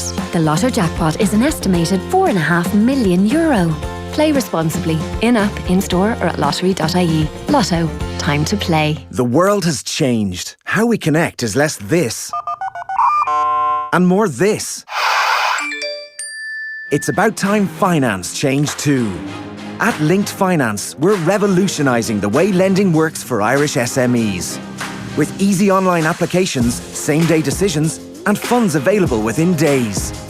This is business lending for a digital age, and its time has come. Apply now or find out more at linkedfinance.com. People often ask us, is it the locally sourced oats or the unique steaming process that makes Flahaven's Progress Oatlets taste so rich and creamy? It's a fair question. And who would know better than our long-serving factory foreman? We caught up with him on his tea break in the canteen. Well, it's all to do with the tried and tested way we select all. So it's all perfectly clear. No doubt about it. And there you have it. Flahaven's, not your run-of-the-mill oats. Mattresses-delivered.ie. Nationwide delivery within 48 hours for free. That's mattresses-delivered.ie. Lowest prices guaranteed. Don't forget the hyphen. T's and C's apply. If you're an Irish passport holder, the new online passport renewal service is the fastest, easiest and safest way to renew your family's passports from anywhere in the world. The application process is simple, and at just €75 for adults and €25 for children including postage, it's far and away the cheapest way to renew your passport. So save time and renew online. Check in today at dfa.ie/passport online, an initiative of the Government of Ireland. It's not all fun and games being the dog in this family. The excuses I get when it's time for a run. It's lashing out. The beach is miles away. The dog ate the car keys. They've got nothing to worry about. They've got AA car insurance. They can drive any car. Newsflash for you, listen to me. I only ate the keyring. And I'd do it again. With AA car insurance, our members get fully comprehensive insurance to drive other cars too. Go to the AA.ie. Who's got clever car insurance? Excludes value product. Acceptance criteria, terms and conditions apply. AA Ireland Limited Trading as AA Insurance is regulated by the Central Bank of Ireland. I want to go on an adventure this year and get fit. What about a Quest Adventure race? What? Quest Adventure races. There's 4 across Ireland. It's running, cycling and kayaking. You just pick a distance that suits. It's great crack. Just search Quest Adventure Series. Will you do it too? Of course. Now to plan the after party. The Ryanair seat sale is here. Get up to €30 off return flights on over 1 million seats. Visit Ryanair.com and choose from over 200 amazing destinations. Ryanair. Low fares made simple. Limited availability. See Ryanair.com. New year, new laptop. The Curry's PC World sale is now on with the largest range of home appliances and technology. Get our lowest ever price on the HP 7th Gen Intel Core i5 laptop at just $479. Save up to €400 on Windows laptops, up to 30% on tablets and 10% on selected gaming laptops. Nobody beats our prices fact. So sorry other stores, these are the ones you're gonna have to match. Good luck. Sale ends Tuesday at Curry's PC World. We help you get it right. Leinster versus Toulouse, live from the RDS. On Off the Ball. Thanks to Leia Healthcare, official health and wellbeing partner to Leinster Rugby. 2 metres out, McGrath waits, Conan! And Leinster have the first try. 34 minutes in, relentless pressure, and it pays dividends. And it's the number 8 who gets the first try of the afternoon, and Leinster lead by 8 points to 3, thanks to the number 8. Conversion to come, and that was really good, all going back to the strength of the set piece. The first try and the only try of the first half at the RDS, where Leinster lead Toulouse by 10 points to 6 in Pool 1 of the Heineken Champions Cup. Second half commentary coming up very, very shortly. Full commentary then of Ulster against Racing 92 to come from Kingspan Stadium. That's a 3:15 start time with Oisín and Andy Dunn. And we've got Jenny Murphy down in Galway, keeping a close eye on Galway, on Connacht against Sale in the European Challenge Cup. That one gets underway at 3 o'clock. A reminder as well that we're back on the road this Wednesday, the 16th of January. We're going to be live from Garryowen FC for the first Off the Ball Roadshow of the year in association with Heineken Rugby Club. We will be previewing Munster's 6th round Heineken Champions Cup clash with Exeter that weekend in the company of some Garryowen, Ireland and Lions legends, including Eddie O'Sullivan, Tony Ward, David Wallace and some more special guests who will be announcing over the next few days. It is the latest Off the Ball Roadshow in association with Heineken Rugby Club. Big day in the Premier League as well. Arsenal, well, they're really stuttering at the moment and they're under big pressure in the final 15 or so minutes at the London Stadium. They trail West Ham United by 1-0. Declan Rice, his first senior goal for West Ham, a fine finish as well from the hopefully Irish international. He scored just 3 minutes into the second half, and that has West Ham leading Arsenal by 1-0. There are 5 more games getting underway at 3 o'clock. No doubt about the biggest of them is at the Amex Stadium, where Brighton will be taking on Liverpool. Liverpool can reopen a 7-point lead at the top if they win that game. The expectation is that Fabinho is going to start alongside Virgil van Dijk at centre back for Liverpool. And in fact, just looking at their team, a very attacking lineup from Jurgen Klopp going away from home. It is Fabinho alongside Van Dijk, and he has gone in there as well with a midfield of Xherdan Shaqiri playing in midfield alongside Gini Wijnaldum and Jordan Henderson, and then the usual front three for Liverpool. We've reporters at all the Premier League games: Burnley, Fulham, Cardiff against Huddersfield, Palace against Watford and Leicester against Southampton. So when they get underway from 3 o'clock, we will get the goals as they happen. 53106 is the text number if you want to get in touch with us this afternoon. But let's get back to the RDS, because Kevin McLaughlin and Keith Wood watching that first half alongside Conor Morrison. Keith, attritional stuff, a lot of heavy hits going in there, but Leinster more than capable of standing up to them. Oh, they are. I have to tell you, this is my sort of rugby. It's a little bit of a throwback. It's very, very tough. There's like incredible levels of concentration from both sides of teams, and you want to see great scores and great tries, of course you do, but you also want to see teams, you have to be able to do both. Leinster have proven over the last number of years that they're well able to do both,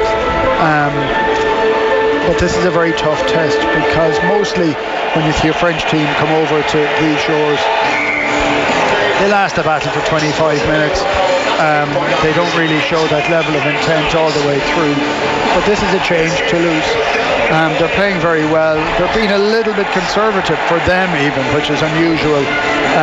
The wind is playing a little bit of a factor, but the quality of the defence on both sides has been pretty phenomenal. And you know what, it's a bit of a pleasure just sitting here. I do think the 3 points at the end were important, because there was a chance there with 5 minutes to go to half time that Leinster, if they got another score, could have kind of pushed on a little bit. That has been closed, so it now depends how Leinster use the wind. Will they kick it a little bit more often? I imagine that they will. I thought Toulouse ran it too much with the wind at their back, so it depends on what Toulouse's backline setup is, whether that space to kick is still there. Right. Kevin, you touched on it in the first half, that this is a Toulouse team very much playing for each other, picking each other up off the ground when needs be, and that final score keeping them right in the game. Where are the areas you think in the second half that they can get at Leinster? Yeah, it very much is a strong Toulouse team, and they seem to recover their identity. They're going to keep going after Leinster, getting Rossburn's face, putting him under pressure, and I think they're going to keep trying to play their game and get the tempo up into the wind. They're going to try and play a possession game, get Dupont sniping around the edges, put some pressure on the Leinster defenders around the fringes. But like Keith said, huge moment at the end of the first half where Rossburn broke out from a scrum, made a line break. Leinster got the wires crossed a little bit with the next phase, and the result was a Toulouse scrum and a Toulouse penalty just before half time. And Toulouse are coming out here looking really, really confident at the start of the second half. Not something you say too often in the RDS. So absolutely massive second half ahead of us here. It's going to be an absolute cracker. Yeah, team's back out on the pitch. Take it away, Conor. Yes, we are all set to go for what is a fascinating 40 minutes in prospect. It's a potentially pool-defining 40 minutes of rugby as Leinster look to first consolidate and secondary build on this 4-point slender 4-point advantage they have in the second half. 10 points to 6, as the guys were saying, now playing with the aid of the wind at their backs at the RDS in the second 40 minutes. What will Leinster do? It's in the hands of Larmour, and that wasn't the best pass of the afternoon, and it's been knocked forward inside the opening 30 seconds of the game. Or was it? No, it was flat, and it's gone forward off at Toulouse hand. So there's the little breaks you need. I thought he was giving a penalty because I thought one of the players picked it up in front of it. You couldn't see that here, even though it's directly across from us. That's exactly what it looked like to me. I thought it was a Toulouse penalty, but I think Leinster will take that. I think sometimes you got to say to Larmour, just carried into contact there, set up a phase, start of the second half, let's get some possession and get things going. But listen, we don't complain when Larmour makes those line breaks and takes those risks, so that's exactly what you want these Leinster players doing. Very interesting to see how much Ross Byrne kicks it in the second half. I don't think he kicked it once in the first half. So they obviously decided strong wind, playing at the wind, we're going to play everything. Very interesting to see whether he kicks it all now in this second half. Well, they had to work tirelessly for that Jack Conan try. They went through 30-40 phases at one stage, relentless pressure, but they found the Toulouse rearguard well oiled and well drilled. There's another loose pass. A little bit scrappy in the opening exchanges of this second half from a Leinster point of view. They're inside their own half, and Van der Fleer goes into play scrum half, and he feeds Tag Furlong, who made a couple of absolutely huge hits and a couple of big carries in the opening 40 minutes. It's been a collective effort, as we knew it would be. A Leinster side, remember, missing quite a few of their established names, the Robbie Henshaws and Dan Levy's, Devin Toner and Johnny Sexton. Right on halfway, it's with McGrath. Gets his box kick up, and it's Cheslin Colby underneath it. The kick chase was good from a Leinster point of view, but the diminutive South African took it pretty well. And now they look to play their way out of a defensive situation. Toulouse 5 metres outside their own 22. Interesting to see the longer the game goes on, if they're chasing a lead, depending on what they want to do bonus point wise, will they be that little bit more expansive that Keith alluded to. Now the Toulouse box kick is hanging in the air, 2 players underneath it. That's a nasty looking collision over on the far side. Dave Carney, I think, has stayed down, but Toulouse have it inside their own 22 in the two hands of Maxime Médard. He thought about a little bit of the pass on the inside to Guitin, but he goes into contact just shy of the Toulouse 10-metre line. The Leinster player, if it was Carney on the far side, is now thankfully back to his feet and back engaged in the defensive effort, as Toulouse are so dangerous from this type of situation. Guitin, and he got his pass away. It finds a Toulouse hand, but straight away there's a Leinster tackler in there, and it was Jack Conan, the try scorer, and now they move it through the hands of Arnold. Can they find a way through the Leinster defence? Ntomac. We haven't seen either of the two midfielders who can be so dangerous with their footwork find any kind of space so far in the game. Dupont, the scrum half, tries to wriggle free of 1 or 2 challenges, taken away from him by Joe DeCory. Leinster piling through. The ball is loose on the deck, and there's a Leinster hand on it, and it's back. Now that's gone one way and then the next, and well, it was turnover ball for Leinster, but then the handling just couldn't get it right, and they've knocked it forward. It's amazing what they're saying to each other in the both changing rooms inside. It's been absolutely frantic since they've come out. There's been no composure at all. All the composure that was shown for nearly 40 minutes of the first half has just disappeared in the first 4 minutes. It's a little bit messy. Yeah, Leinster will be very disappointed with the first set play they have. Luke McGrath and Ross Byrne got their wires crossed a little bit. The ball went to ground. Just a little bit sloppy so far. Solid defence there against Toulouse, but really, really sloppy start, as Keith said. Well, you know that if the ball is kicked down into the 22, that with that stiff breeze that Toulouse are playing into, it's going to be harder to get out of there. So these little half-pop passes are fine, but if they want to make it a little bit easier for themselves, if they play inside the 22, it could be tricky.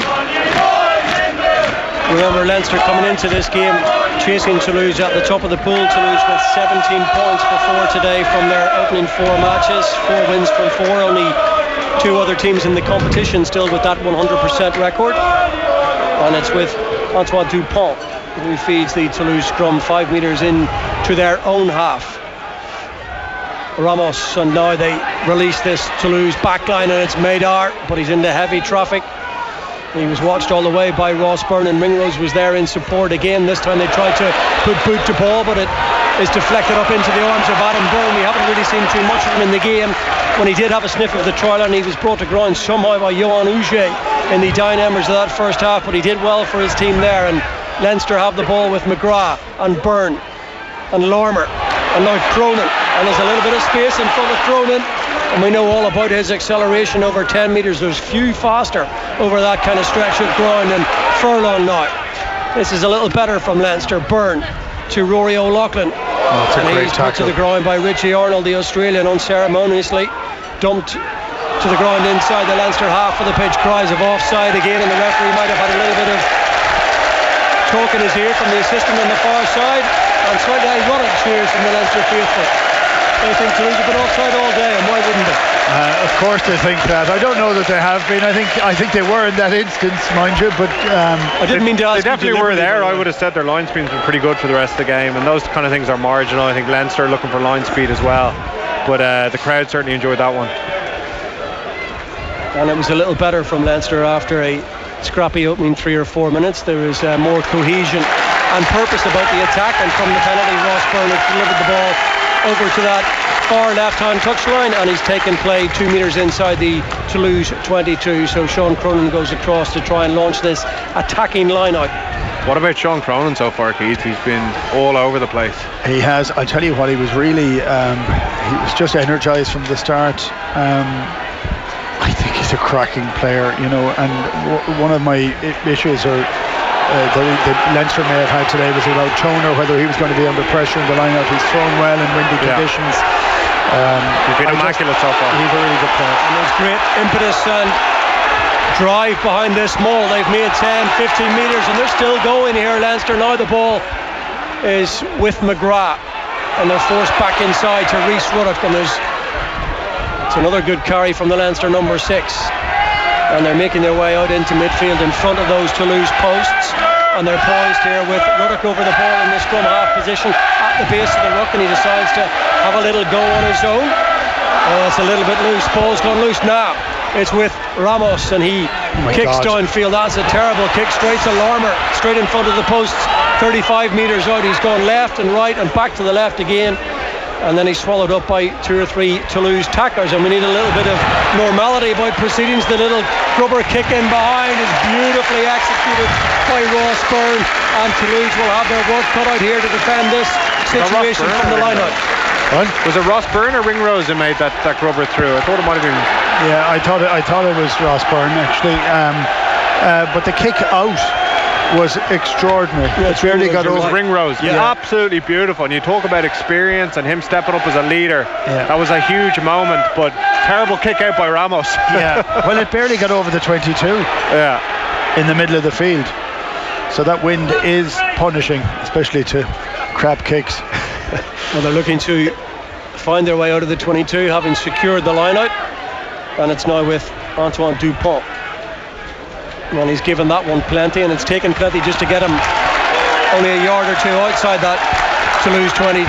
So 48 minutes in, Leinster leading by 10 points to 6. Our coverage of Leinster against Toulouse today, by the way, brought to you by Le Healthcare, official health and well-being partner to Leinster Rugby. Leinster don't need to do much more here. Keep them pinned down. They're taking off Ramos. They're taking off Ramos after that kick. After that kick, and a kind of a cack-handed, left-handed pass there a while back. He actually spun it the wrong way. That if you saw a child doing it, you'd give him a hard time over it. So Zach Holmes is in, the Australian 28-year-old, former Brumbies player.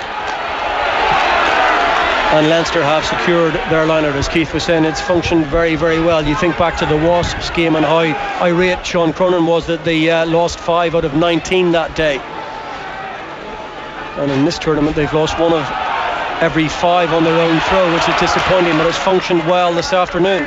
Tag Furlong up to that Toulouse 22, and the little pop pass out to Cian Healy had plenty of oxygen on it. Healy was hit pretty hard. Dave Kearney now hits the line pretty hard, and they're endeavouring to make inroads inside this 22. Strong handoff from Luke McGrath in the middle of all of that as Marchand was bearing down on him, and the always active, ever willing Cronin goes in to play scrum half with his number 9 buried at the bottom of a ruck, but McGrath's back to his feet and ready to resume his normal duties, and he finds Ross Byrne, who thought about the kick, but he gets it away to Larmour. Can he find a sliver of space? Another good tackle going in by Corey. He was over the ball momentarily but didn't manage to get hands on Fardy. And now Furlong, a little bit static, and Toulouse were lining up their targets, and Leinster forced to go a little bit deeper. Now Ringrose, he's been menacing all afternoon, as he showed a little bit too much of that to the Toulouse pack, who were looking to slow him down. Ross Byrne again, his first thought is to move forward, to carry the ball to the line and look for that little offload off his shoulder. Vardy now, as Leinster finally make it up to the 22, and Cronin's driven back. Richie Arnold's had a good game defensively this afternoon. Van der Fleer took a line a little bit too early, but Fardy is the option, and it's there for McGrath. And Conan, the try scorer. 14 phases Leinster go through now, and they're into the 22. It's going to be the crossfield kick now for Byrne. Oh, he looks to have measured that very well. That's brilliant. Oh my goodness me, that is absolutely sensational. Crossfield kick all the way to the far side from Ross Byrne to Dave Kearney, and he took it at pace in full flight in the air. He was tackled and he's grounded it. You will not see a better try all weekend right around Europe. That is absolutely magnificent. Oh, as a kick, it is just beautiful and perfect. Fantastic finish. He was tackled in the air. Could have been a penalty try. Yeah. And maybe that should be the case where it should be automatically 7 points, whether that factors into this or not. It was a most beautifully well-weighted kick. I was looking up to see, I couldn't even see Kearney on the wing. He was kind of lost in the crowd on the other side. First kick of the game. That's Ross Byrne's first kick today, and you could not have asked for a more measured kick. So delighted for Dave Kearney. He's had such a hard year and a half with injuries, and that's him at his best, launching into the air. Unbelievable take and finish by Dave Kearney. It's his 26th try in Leinster colours, and all down the years it's only his second in this competition. He will never ever score a better one. In full flight, he rode the challenge and somehow managed to stay in field and ground it. Now, has Ross Byrne measured the conversion attempt? Not quite is the answer. And in a game of small margins, as we look at it again, you're probably right, it's probably a penalty try. Yeah, and even when he landed, he did incredibly well to stay in touch as Dave put his foot down. But again, do Toulouse have anything in the tank here? Or are they mentally strong enough to come back in the game? Well, I have to say, I think both packs of forwards are tired and flagging. So what's going to happen with the subs bench? Well, they've made a couple of changes just as we're watching them take that kickoff. It's Cyril Bailly wearing 17 who's come in. He's been capped 11 times by France, and we've seen the reintroduction of Al Dahiri on the tight head side. So reinforcements drafted into the pack by Ugo Mola. One of the less stacked Leinster benches you would see as well in terms of experience. So but they have the lead, 53 minutes in, 15 points to 6, and now it is a test of character for Toulouse, who are dropping a couple of passes and just one or two suggestions in the body language that we will learn a lot about this team today. I was going to ask that question, Conor, because we got a display last night in Gloucester of how not to catch a Garryowen, and they've all been plucked pretty well today, so that's the first one that's gone to ground. You just get the sense that this is a really crucial phase of the game as we watch Madar just take his eyes off it for a second. In his eye line was Dave Kearney coming at him at a rate of knots, but Ross Byrne has fired the penalty down into that.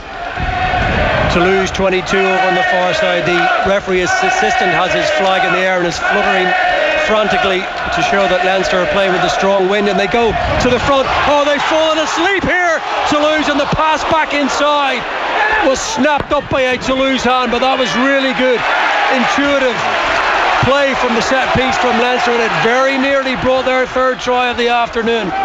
Toulouse had switched off Cronin with a little 1-2. I think it was Conan at the front potentially. The pass back towards Cronin just found a Toulouse hand. He didn't need to pass. No, he was over the line. He should have just kept going. Jack Conan should have kept going. But unbelievable hunt tackle from Rory O'Loughlin there, because Toulouse were looking really, really dangerous as they broke out of their 22. 54 minutes on the watch. 15 points to 6. The defending champions lead Toulouse, and Toulouse are a metre out from their own try line. And Paul Waits collects, and he gets his box kick away into touch midway between the 22 and the 10 metre line. That was a very good exit and really fine play from the middle of it. You could see all the Leinster players complaining for the fact that ball was out at the back of that. Look, I have huge sympathy for that. I find that very frustrating, slowing it down so you can get people arranged in a position to block the oncoming guys. Where's the 3-second rule gone? I thought the referees were real strict on that for a few months, and just watch that replay again as we're waiting for the line out, and it was Cheslin Colby facing Jack Conan. He could have potentially run over the top of him. No, Cronin, and he's ragdolled to the ground just outside that Toulouse 22, and McGrath waits and he finds Cian Healy. Unsuitable level of ballast from Healy again, and on that short pass goes Rhys Ruddock, and it's with McGrath to tag Furlong. Now Ross Byrne, and this time he elects to kick one in behind, and Adam Byrne is off in chase. So too Van de Fleer, and Dupont, the scrum half, is tap tackled by Leinster's open side flanker Van de Fleer, and they've snared Toulouse inside their own 22 again. And Toulouse looking to offload their way out of trouble, and they've knocked it forward, and listen to the roar, and Rory O'Loughlin punches the air, and Toulouse are running a little bit ragged here. They're on their feet around the RDS, and the flags are flying. They sense that they have their foot on the throats of the French players here. Just say Sean Cronin struggling a little bit there. He got kind of twisted when he got ragdolled, as you described it, into the ground. Got a bit of a twist of his ankle, kind of whinging a little bit. It's just trying to play. You can hear the wind on the microphone now. Trying to play out of or into the wind from inside your 22. You know, if you can get another score now, Leinster can relax for this game. They can do very well. I mean, Toulouse will always have a bit of a run, a bit of a cut, but it becomes a harder proposition. But there's still only 9 points in the game. Yeah, great hunger there. Like Leinster defending like they're in their own 22. Scott Fardy, Josh van der Floor putting phenomenal pressure going forward. And like Keith says, like it's really, really hard wind to kick into. So if Leinster keep the squeeze on them in their half, like it's next to impossible unless they give a penalty away for Toulouse to get out of their own half at the moment. Meantime, there's a switch on the Toulouse side, and we will see no more this afternoon of Roman Ntamack. Ntamack.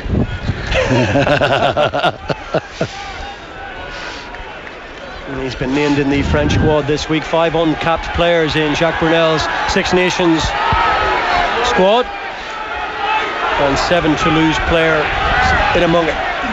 Now here goes Conan away from the base of that solid Leinster scrummage right in front of the Toulouse posts, and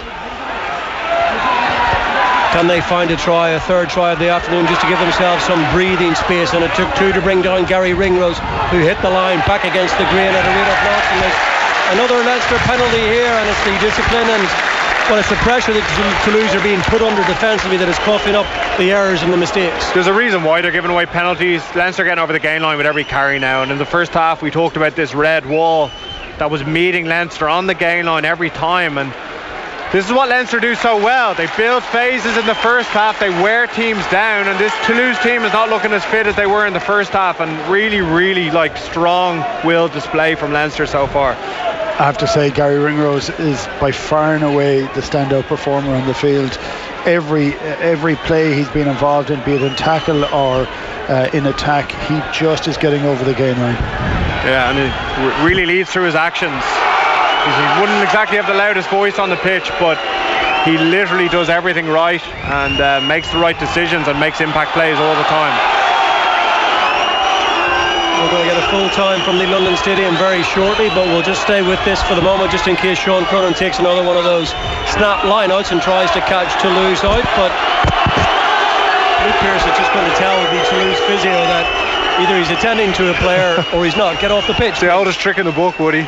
Look, I love things down. I love that too. Take the oxygen when it's on show. Yeah. The guys are over at the back were chewing jelly babies. They couldn't get onto the field in time. Slow it down there. It's great play by the physio. And even when he was politely encouraged by the referee, he still had plenty to say for himself. He was chatting over his shoulder as he made his way off. But there's a couple of switches coming in. Meanwhile, Sean Cronin waits. That's where the prop's saying to the physio, don't you dare go anywhere. So Cronin is ready and Leinster are ready. The great line, are you hurt or are you having a breather? 5 metres out. Oh, what a take that is from Rhys Ruddock. Took it one-handed away over his head. Leinster penalty coming here. They turned down a penalty to get that line out. They don't want 3, they want 7. They feel that Toulouse are poised. There's an intercept pass on that Dupont. Not sure about that penalty. I thought Leinster, there was for pulling it down, but I thought Leinster, because of the overstretch that Ruddock had to have, never got themselves into a really tight format. Yeah. And I think it fell down more than was pulled down. Okay, ball into touch quickly to the London Stadium. Full-time West Ham and Arsenal from Guy Swindles. West Ham 1, Arsenal 0. The bubbles ring out around the ground as West Ham take a deserved 3 points. Just one goal to show for their efforts. Declan Rice with his first for the club.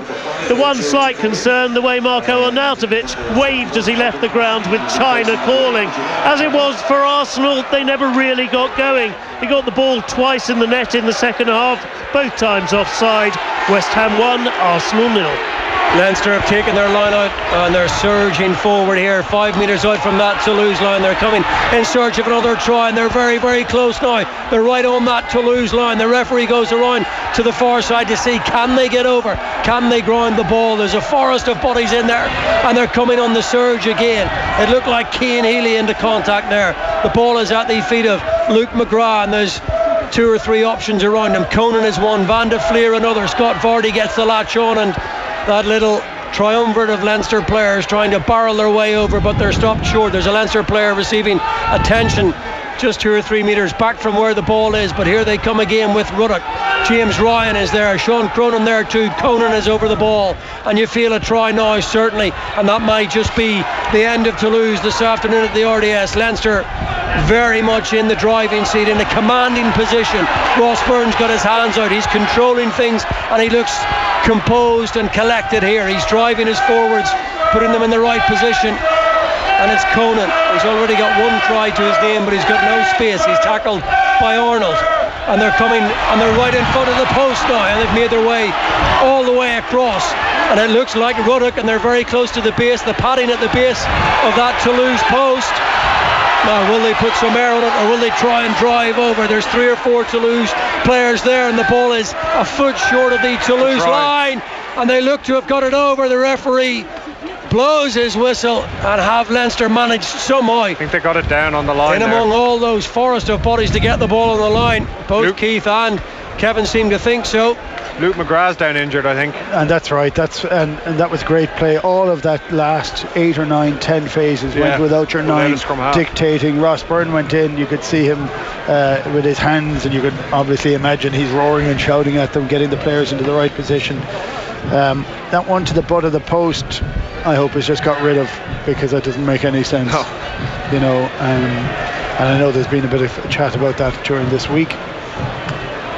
Just trying to identify, I think it's Cronin. Yeah, looks, I'm seeing the best angle there, and you can tell by the noise they've seen that angle as well on the big screen. And that for me certainly, as we await adjudication from the TMO, that's a try from Sean Cronin. He's very aware of where this I say space, there is no space, but all he can see is the line. Luke McGrath looks properly hurt, I'm afraid. The stretcher is on over on the far side as we look at every angle possible here from the TMO. You can see the ball and he sees the line. Very smart for Cronin. Yeah, but you can't actually see where it lands on the ground, but I know in my heart of hearts that is a try, but I don't know that you can see it exactly. So it depends what the referee's question was. And if he says if there's no reason not to, then it's a try, but like it has to be a try. And he's given it. Up goes the arm of the referee and up off, though. The blue flags are on the RDS, and Leinster have that little bit of breathing space that they so badly sought in this second half. We're exactly 3/4 of the way through the game, and they lead by 20 points to 6, and Byrne adds the 2, and it's 22-6, and Leinster have 3 tries, and you would fancy them now to really take this game by the scruff of the neck. They do, and they really want to make certain that they get their bonus points, so they're looking for another try. There's plenty of time left, 20 minutes to go. A load of changes have just happened, but in the midst of that, Luke McGrath was taken off on a stretcher, so we're hoping that he's actually okay. And having scored the try, Sean Cronin goes straight off, and James Tracy is in, and Ed Byrne is in as well. I was going to slag Sean Cronin that he used up too much energy picking up that ball and pressing it down 6 inches forward. He's put in some shift today. Andrew Porter is in as well for Tadhg Furlong, and Jemison Gibson Park, of course, replacing Luke McGrath, who has our well wishes. Let's hope it's nothing too serious, but it didn't look great. Now, is there a little bit of fight in Toulouse? Well, I'll tell you what, there's some footwork in. Cheslin Colby over on that far side, he just had a bacon slice of space to try and dance his way along that touchline on the far side, but he beat 2 or 3 Leinster players at ease. 61 minutes in, 22 points to 6, and Toulouse need to find a way back into the game pretty quickly here. On the 22, and they work it out this way to Zach Holmes, the Australian, and it's a little bit quicker ball taken on by Placine on that occasion, and they're midway inside the 22 on this left-hand side of the pitch around the 15-metre line. Moving at a pace now with Sebastien Bezzi, who's coming in for Dupont, so both the halfbacks Dupont is still out there, I beg your pardon. It's Holmes and Bezzi, and now it's Maydar, and Maydar looking to find support on his left shoulder, but he's scragged and tackled on the 22, and it's taken on by and Leinster still making the challenges. Now the opportunity potentially for a crossfield kick from Dupont. He thought better of it. Toulouse keep the ball in hand, and Leinster in numbers to slow it down. Their defence being tested from lots of angles now. Toulouse know that they've got to get themselves back in it. You mentioned it earlier on, Kevin, but I can't ever remember seeing a backline as small as this in a French team.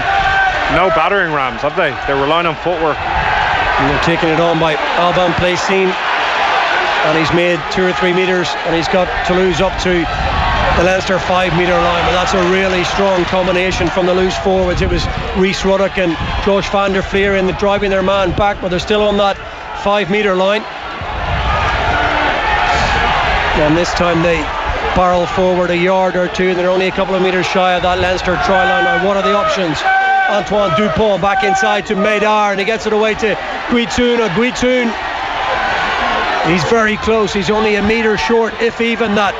Referee is poised, and Toulouse very close. They need a way back into the game, and it would be the perfect riposte. And now they put some width on it. Dupont. There's a challenge going in. Yellow card. And that could be a severe sanction for Leinster. They may already be down 5 or 7 points if this pass goes to hand. Colby had to take it behind him from Maydar, was forced backwards. The South African took all the impetus out of it, and we go back for the penalty as Leinster make the challenge, and they tap and go here, and they go straight into the referee.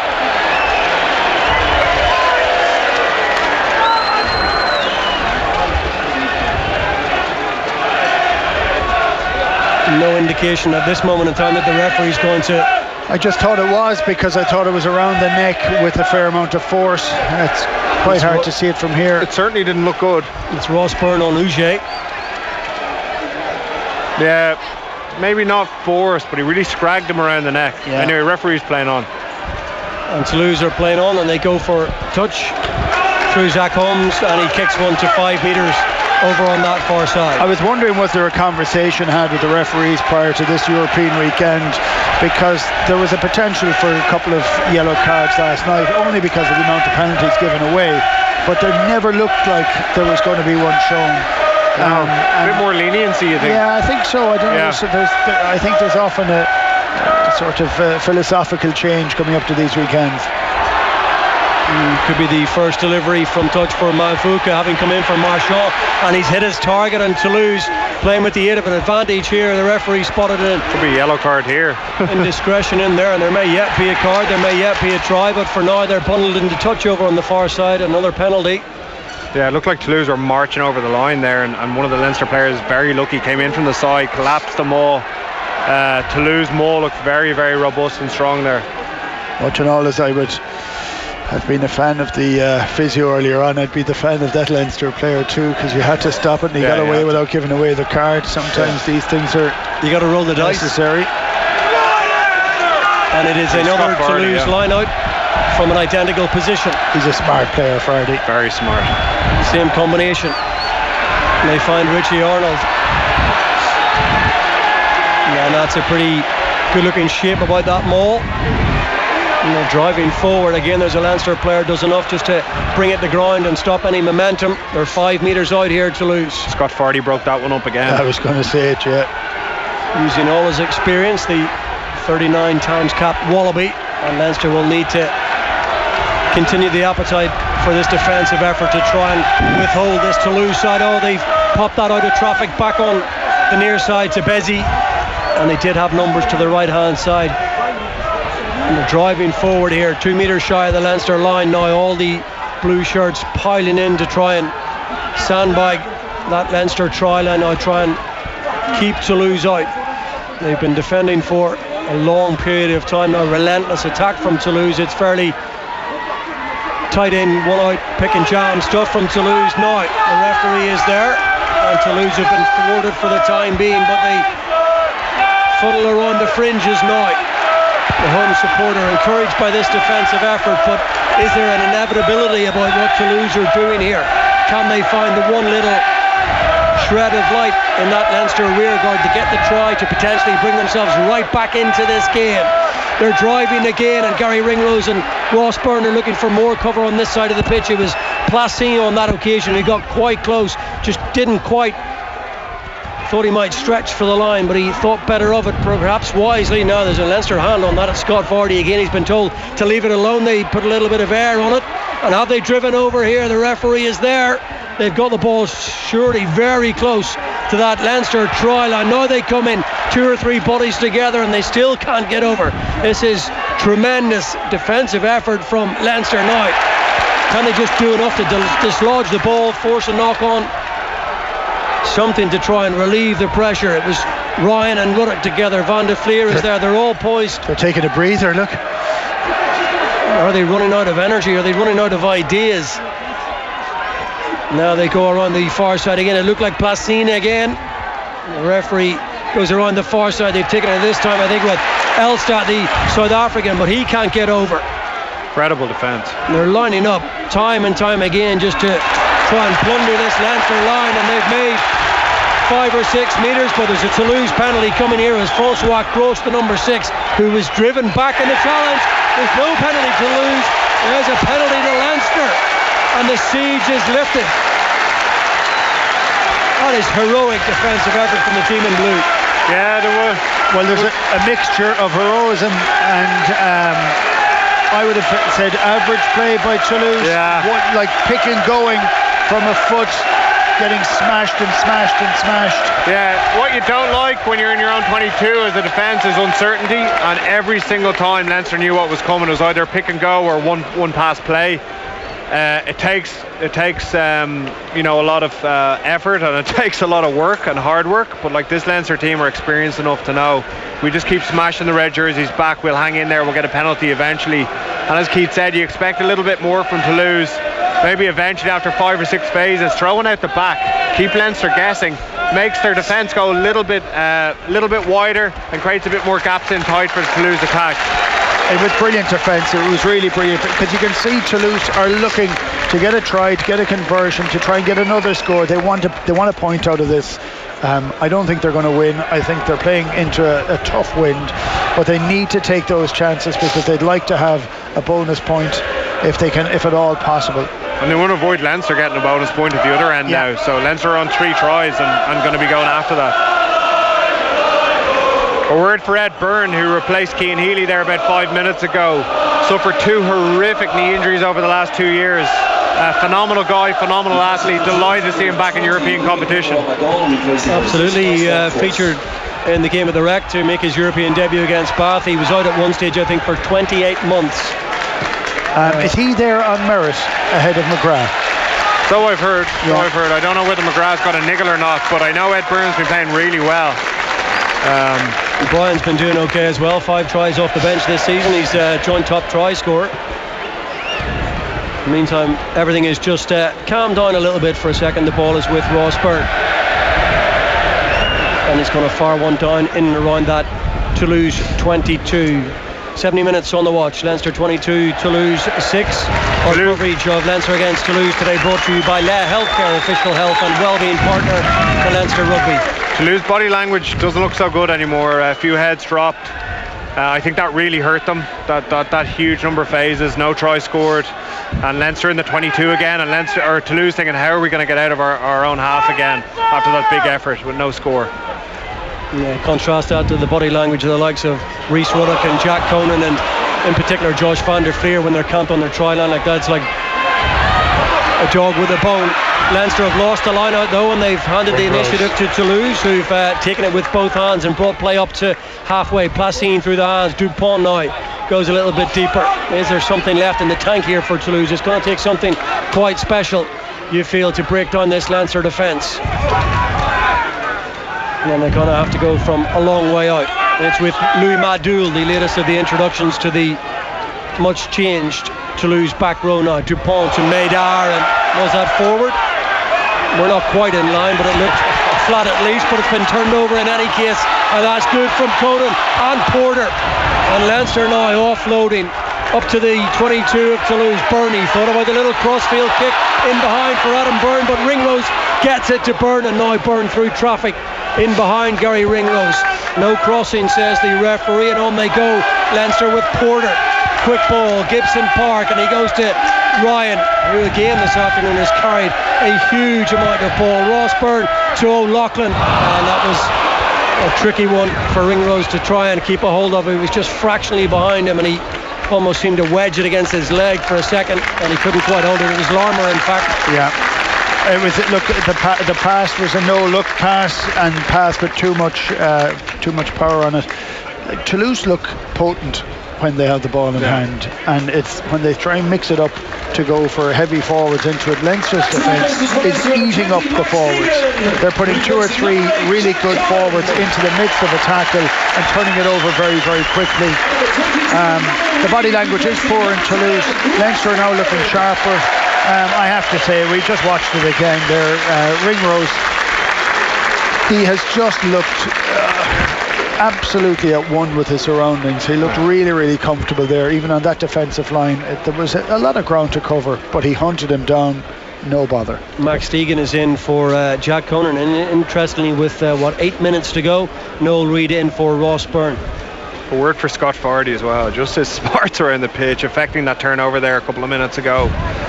He's in the right place at the right time, making the right decisions, and I think when you think about the number of senior players missing from Leinster today, the experience he brings to that pack and to this team, and the confidence he gives to the players around him, I think is enormous. Yeah, so we're talking about the French Renaissance and these young players from Toulouse, 7, 25 years and younger, and Leinster starting team today, I make it 8.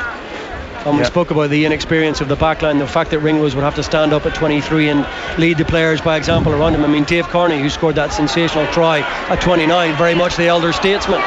Yeah. Toulouse have a penalty from that scrummage. And you go back to it again, 20 out of 23 produced by the Leinster Academy. Like, the guys care, and you can really see that. And the cohesiveness of having played together and trained together for a long time. It comes through on big days like this, whether you're missing your stars or you're not. I think Leinster wanted it more today. Yes, there was a game just before Christmas where Toulouse, 10 of the starting 15 had come through the academy against Clermont, which was great to see. And rare in France. And very rare, yeah. And they've brought players back. Clement Castettes, who played 5 years, I think it was, at Montpellier, brought back into the fold as well. And even behind the scenes with Servat and Poitrenaud and names like that being around the place, Ntamak in charge of the academy. They're moving in the right direction, but they've hit a blue wall at the home of the defending European champions this afternoon, and they trail 22 points to 6 with a little over 6 minutes left. And what they're fighting for is the potential of getting themselves back into losing bonus point range. Leinster, of course, know that one more breach of the Toulouse try line would bring a try bonus point of their own. The tackles are still coming in. Cheslin Colby upended inside his own half of the pitch. Now, is there to be any space? Uge doing his best. James Ryan with yet another tackle, taken on that occasion by Al-Dahiri and moved on by Sebastien Bezzi. No way through. They make their way up to the Leinster 10-metre line. That's been ripped clear and hacked through by Max Stegan. Toulouse driven back. Now, can they bundle the player into touch over on that far side? Can't quite see who it is because he's been surrounded by 3 or 4 Leinster players, but they have hands on with Madar. Bezzi inside. Zach Holmes was waiting for, he didn't get the pass.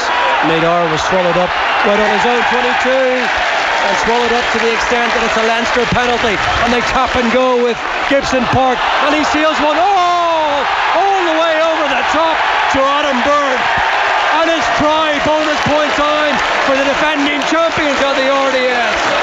What a delivery that was from the replacement scrum half. What a pass. He saw Johan Huget turn his shoulders in just as he made a decision. He flicked his wrist over the top. Absolutely beautiful pass. Well, that's what you want your bench to do when they come on. They're fresh. They need to be able to see what's going on. It was a beautiful pass, high and proud, went 17, 18 metres across the line to Alan Byrne, and he could just coast in over it. I loved it at the corner of it. Even in the midst of that, Gary Ringrose ran an interference line afterwards and had a big fist pump when he went in over the line. You talk about experience. He just ghosted the defender in, so he had no chance of getting close to Adam Byrne. 27 points to 6, and it's turned into a very impressive and comfortable afternoon for Leinster at the RDS. They have their bonus point, and can they find the bonus of 2 more from the boot of the newly introduced Noel Reid, who's replaced Ross Byrne, who was excellent for his team this afternoon. They have all played their part. The bench always does here, and it is 2 more points. I don't need to tell you the roar around the RDS will do that. They needed a big performance, and they have found one. They have come up with a very big display. Great try from Adam Byrne. What a pass from Jamison Gibson Park. I was going to comment there, but I have a guy standing here in front of me. I'm sending home one of the Leinster supporters who's annoying me in front of me here. He's gone home. We have to find his name. He left before the end. It's disgraceful. Wouldn't see that happening in Thomond. Yeah, not at all. Oh, it's been great. There's been fantastic banter from the crowd here in front of us, listening in, offering us their opinion, which are often different to our own. It's been a bit of fun. It's been a cracking day of rugby, actually. Really, really good performance by Leinster. Yeah, they had to work incredibly hard for these 5 points, and you think about the experience garnered for some of the younger guys today against a really, really strong Toulouse team, and what it takes to break down the good teams in Europe as well. When we heard Leo Cullen say during the week they build the faith and the confidence in these players, and to the extent right on 77 minutes, Conor O'Brien, the young man from Mullingar, has come in, having only been added to the squad this week to make his European debut. So everything that Leinster have tried today more or less has worked, and as I say that, it's another one of those huge arcing passes, this time off his opposite side from Jamison Gibson Park to the far side, and suddenly Toulouse right back inside their own 22, underneath their own post. Gary Ringrose has been an absolute colossus today in defence and attack. Another brilliant challenge from him, and Leinster are playing the full 80 with the full 23 here. Our coverage of this cracking game, Leinster against Toulouse today, brought to you by Leah Health, our official health well-being partner to Leinster Rugby, and certainly Leinster Rugby in a very healthy position out on that pitch in front of us this afternoon. They're going back to the top of their pool. Toulouse in the autumn threw down the gauntlet with that massive display down in France But as I said at the outset, it's very difficult to come here and win in this competition or any other. Toulon in Europe, the last side to do it, 3.5 years ago. And they've only lost 2 of the last 47, I think it is, on this patch. I think Toulouse have been very good today. I think there was that period of time where they're hammering away on the line. I thought they just lacked a little bit of invention. But even their Medard's kick, he was going for broke. He wasn't just trying to chip it in there. They've played consistently as Ringrose goes again. Oh, that's brilliant from Reid to Ringrose and back to Reid and almost back into the hands of Jamison Gibson Park. That would have been a sensational try. There's a forward pass in among all that. I'm almost sure about it. The Leinster support seemed to indicate that, but the referee happy that it went backwards. And Gary Ringrose has taken a little bit of bang to his right forearm in the middle of all that. It was a really good pass from Reid to Ringrose, who stepped past a couple of challenges and found Reid back on the inside. They were hunting a 5th try, which would not flatter them. Conor O'Brien making his presence felt with a good tackle over on that far side. He's been excellent this season in the Guinness Pro 14, and now he's stepping up that learning curve on a steep trajectory. And we have played 80 minutes and Toulouse are going to get a try from Cheslin Colby. We just get a little bit of a snapshot of his amazing footwork as he skips his way beyond a couple of challenges, and he dots down behind the try line for 5 points. So Toulouse, they have hit back here, and they're going to drop kick the 2 points extra over. So they do get a try. It is scant consolation really when all is said and done, because it's been an excellent performance this afternoon from this Leinster side, who were asked a serious question in France. They couldn't find an answer, but today, guys, they found pretty much every answer and a little bit more besides. I think they had all the answers. I think they dealt with the storm that Toulouse had from the start of the game. There was a lot of big name players missing. There was a little bit of nervousness in the crowd coming in because of that fact, but I think all the players stood up, did what they were supposed to do. I thought a lot of players played well. I thought Luke McGrath played well at the start. Ross Byrne got into the game better after about 15 minutes. He took a little bit too much out of it. But in Gary Ringrose, they had the main player on the field, the main leader on the field, the player who seemed to raise the crowd every single time the crowd or the team needed it. I thought it was a really, really good professional performance. Yeah, and I think on days like this, you can make excuses. You can talk about all who's missing, where the guys are on the field who can step up, and the championship teams do that. They step up. And the interesting thing about days like today is you get new leaders emerging, and I think someone like Gary Ringrose leading through his actions, up front, Scott Fardy using his experience and guys getting in behind him, and then getting some experience for guys like Conor O'Brien coming off the bench, Ross Maloney coming off the bench, Ed Byrne coming in. It's building out the depth in this already extremely deep Leinster squad, and I think Leo and Stuart Lancaster be hugely satisfied, particularly with that second half performance where they used the win to absolutely dominate Toulouse. And a little bit of a word on our French visitors today from you, Keith. I mean, was it a case that Leinster being better, or did Toulouse drop off? What did we learn about Toulouse today potentially? I think this is one of those great steps on the journey for Toulouse. I've been so impressed with them all year. When I was looking down at the field at the very start, I was struck by how small they were, and maybe they didn't have a huge strength of depth themselves on the bench. I think they are on a journey. I think to come and win over here doesn't happen very often. I also felt they played to the end. They scored the try in the last play of the game. They had 5 or 10 minutes when they were a little bit aimless. They also maybe didn't quite know how to play into the wind. They put themselves under pressure, and they didn't know how to play with the wind because they didn't kick the ball at all in the first half. Whereas when you watch Leinster in the second half, nearly the whole of the play was between the 10-yard line and the 22 of Toulouse. So they're going to learn from this. They're a young team, they're a capable team. I just think that the manner in which they're playing is of vital importance to rugby in the Northern Hemisphere, because this is what we want to be able to watch. It was brilliant. Yeah, it was good.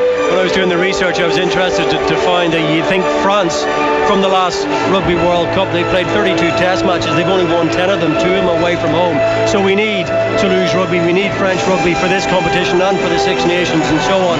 But it just seems like Leinster over the Christmas New Year period, they played in fits and starts. There was huge rotation, but they were asked a big question by Toulouse in France. They weren't up to it, and they spoke that day about small margins. The intercept pass, they lost a line out, and potentially you could see from Leo Cullen that he wasn't okay, he was disappointed. They don't like to lose 18 months unbeaten in that competition, but he felt 1 or 2 decisions didn't go their way on that day, and that was always between them. Whereas today, I mean, they were very, very comfortable. I know 29-14 doesn't necessarily paint that picture. They were probably a little bit more comfortable than that, if anything, Kevin. Yeah, in the first half they weren't comfortable. I thought Toulouse put a lot of pressure on them, but when you think back, if we're saying Leinster are very disappointed going to Toulouse and losing by a point, you think about how much of things have changed over the last number of years. Or years ago when you go to Toulouse expecting to get spanked, and you can see how far the Irish provinces are come, that they go to France expecting to win now. And I think it's a real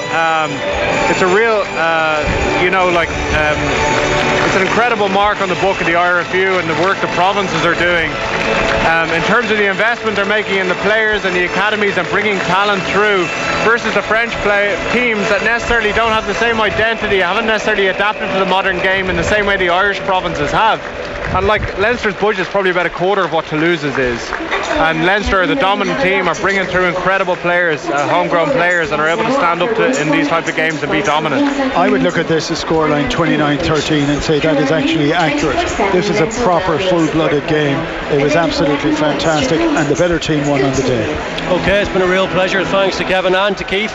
And we'll hand you back for the moment to Nathan in studio. Yeah, great stuff as always, lads. Thanks to Keith, Kevin and Conor Morris for the commentary of Leinster's 29-13 win over Toulouse.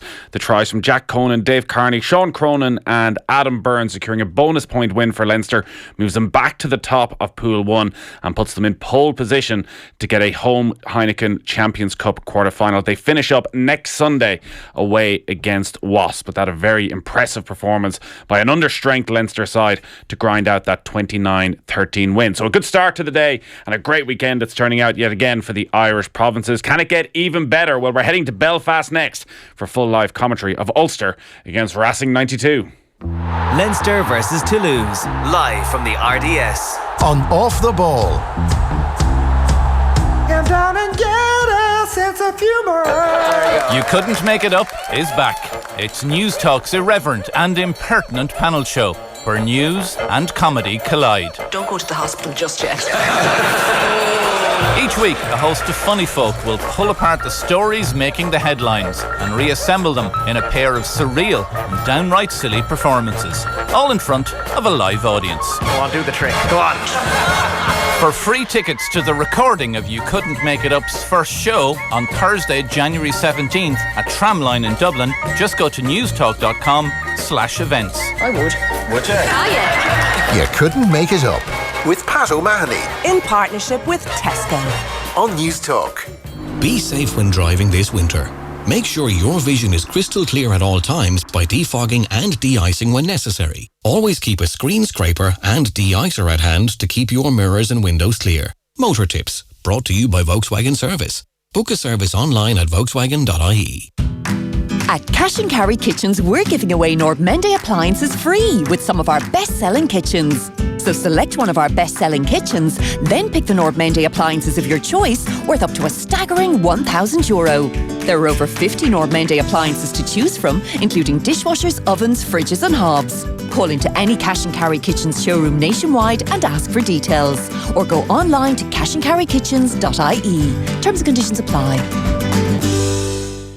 With uncertainty surrounding house prices, don't be detached from the market in 2019. Discover the potential value of your home and make informed decisions on your next property with Part 2 of the Sunday Times Property Price Guide, full of expert insight from leading estate agents. Pick up a copy of the Sunday Times this weekend or visit thetimes.ie/join. The Ryanair seat sale is here. Get up to €30 off return flights on over 1 million seats. Visit Ryanair.com and choose from over 200 amazing destinations. Ryanair. Low fares made simple. Limited availability. See ryanair.com. At Dunnes Stores, when it comes to a choice of back-to-school lunchbox favourites, we don't do things by halves, except on price. Like a yummy half price on Petit Baloo Big Pots, Muller Light Yogurt 6-pack range and Yop 6-pack range. Or how about half price on Robinson's Fruit Shoot 4-pack range and half price on Innocent Smoothies and Super Smoothies 750ml range. Plus you save even more with our €10 off every 50 grocery voucher. Back to school adds up to big savings at Dunnes Stores. Always better value. See online for terms and conditions. Minimum spend required. Urban living, great design, Scandinavian function and style, deeply rooted in timeless Danish tradition. Bow Concept Arnott's and Beacon South Quarter.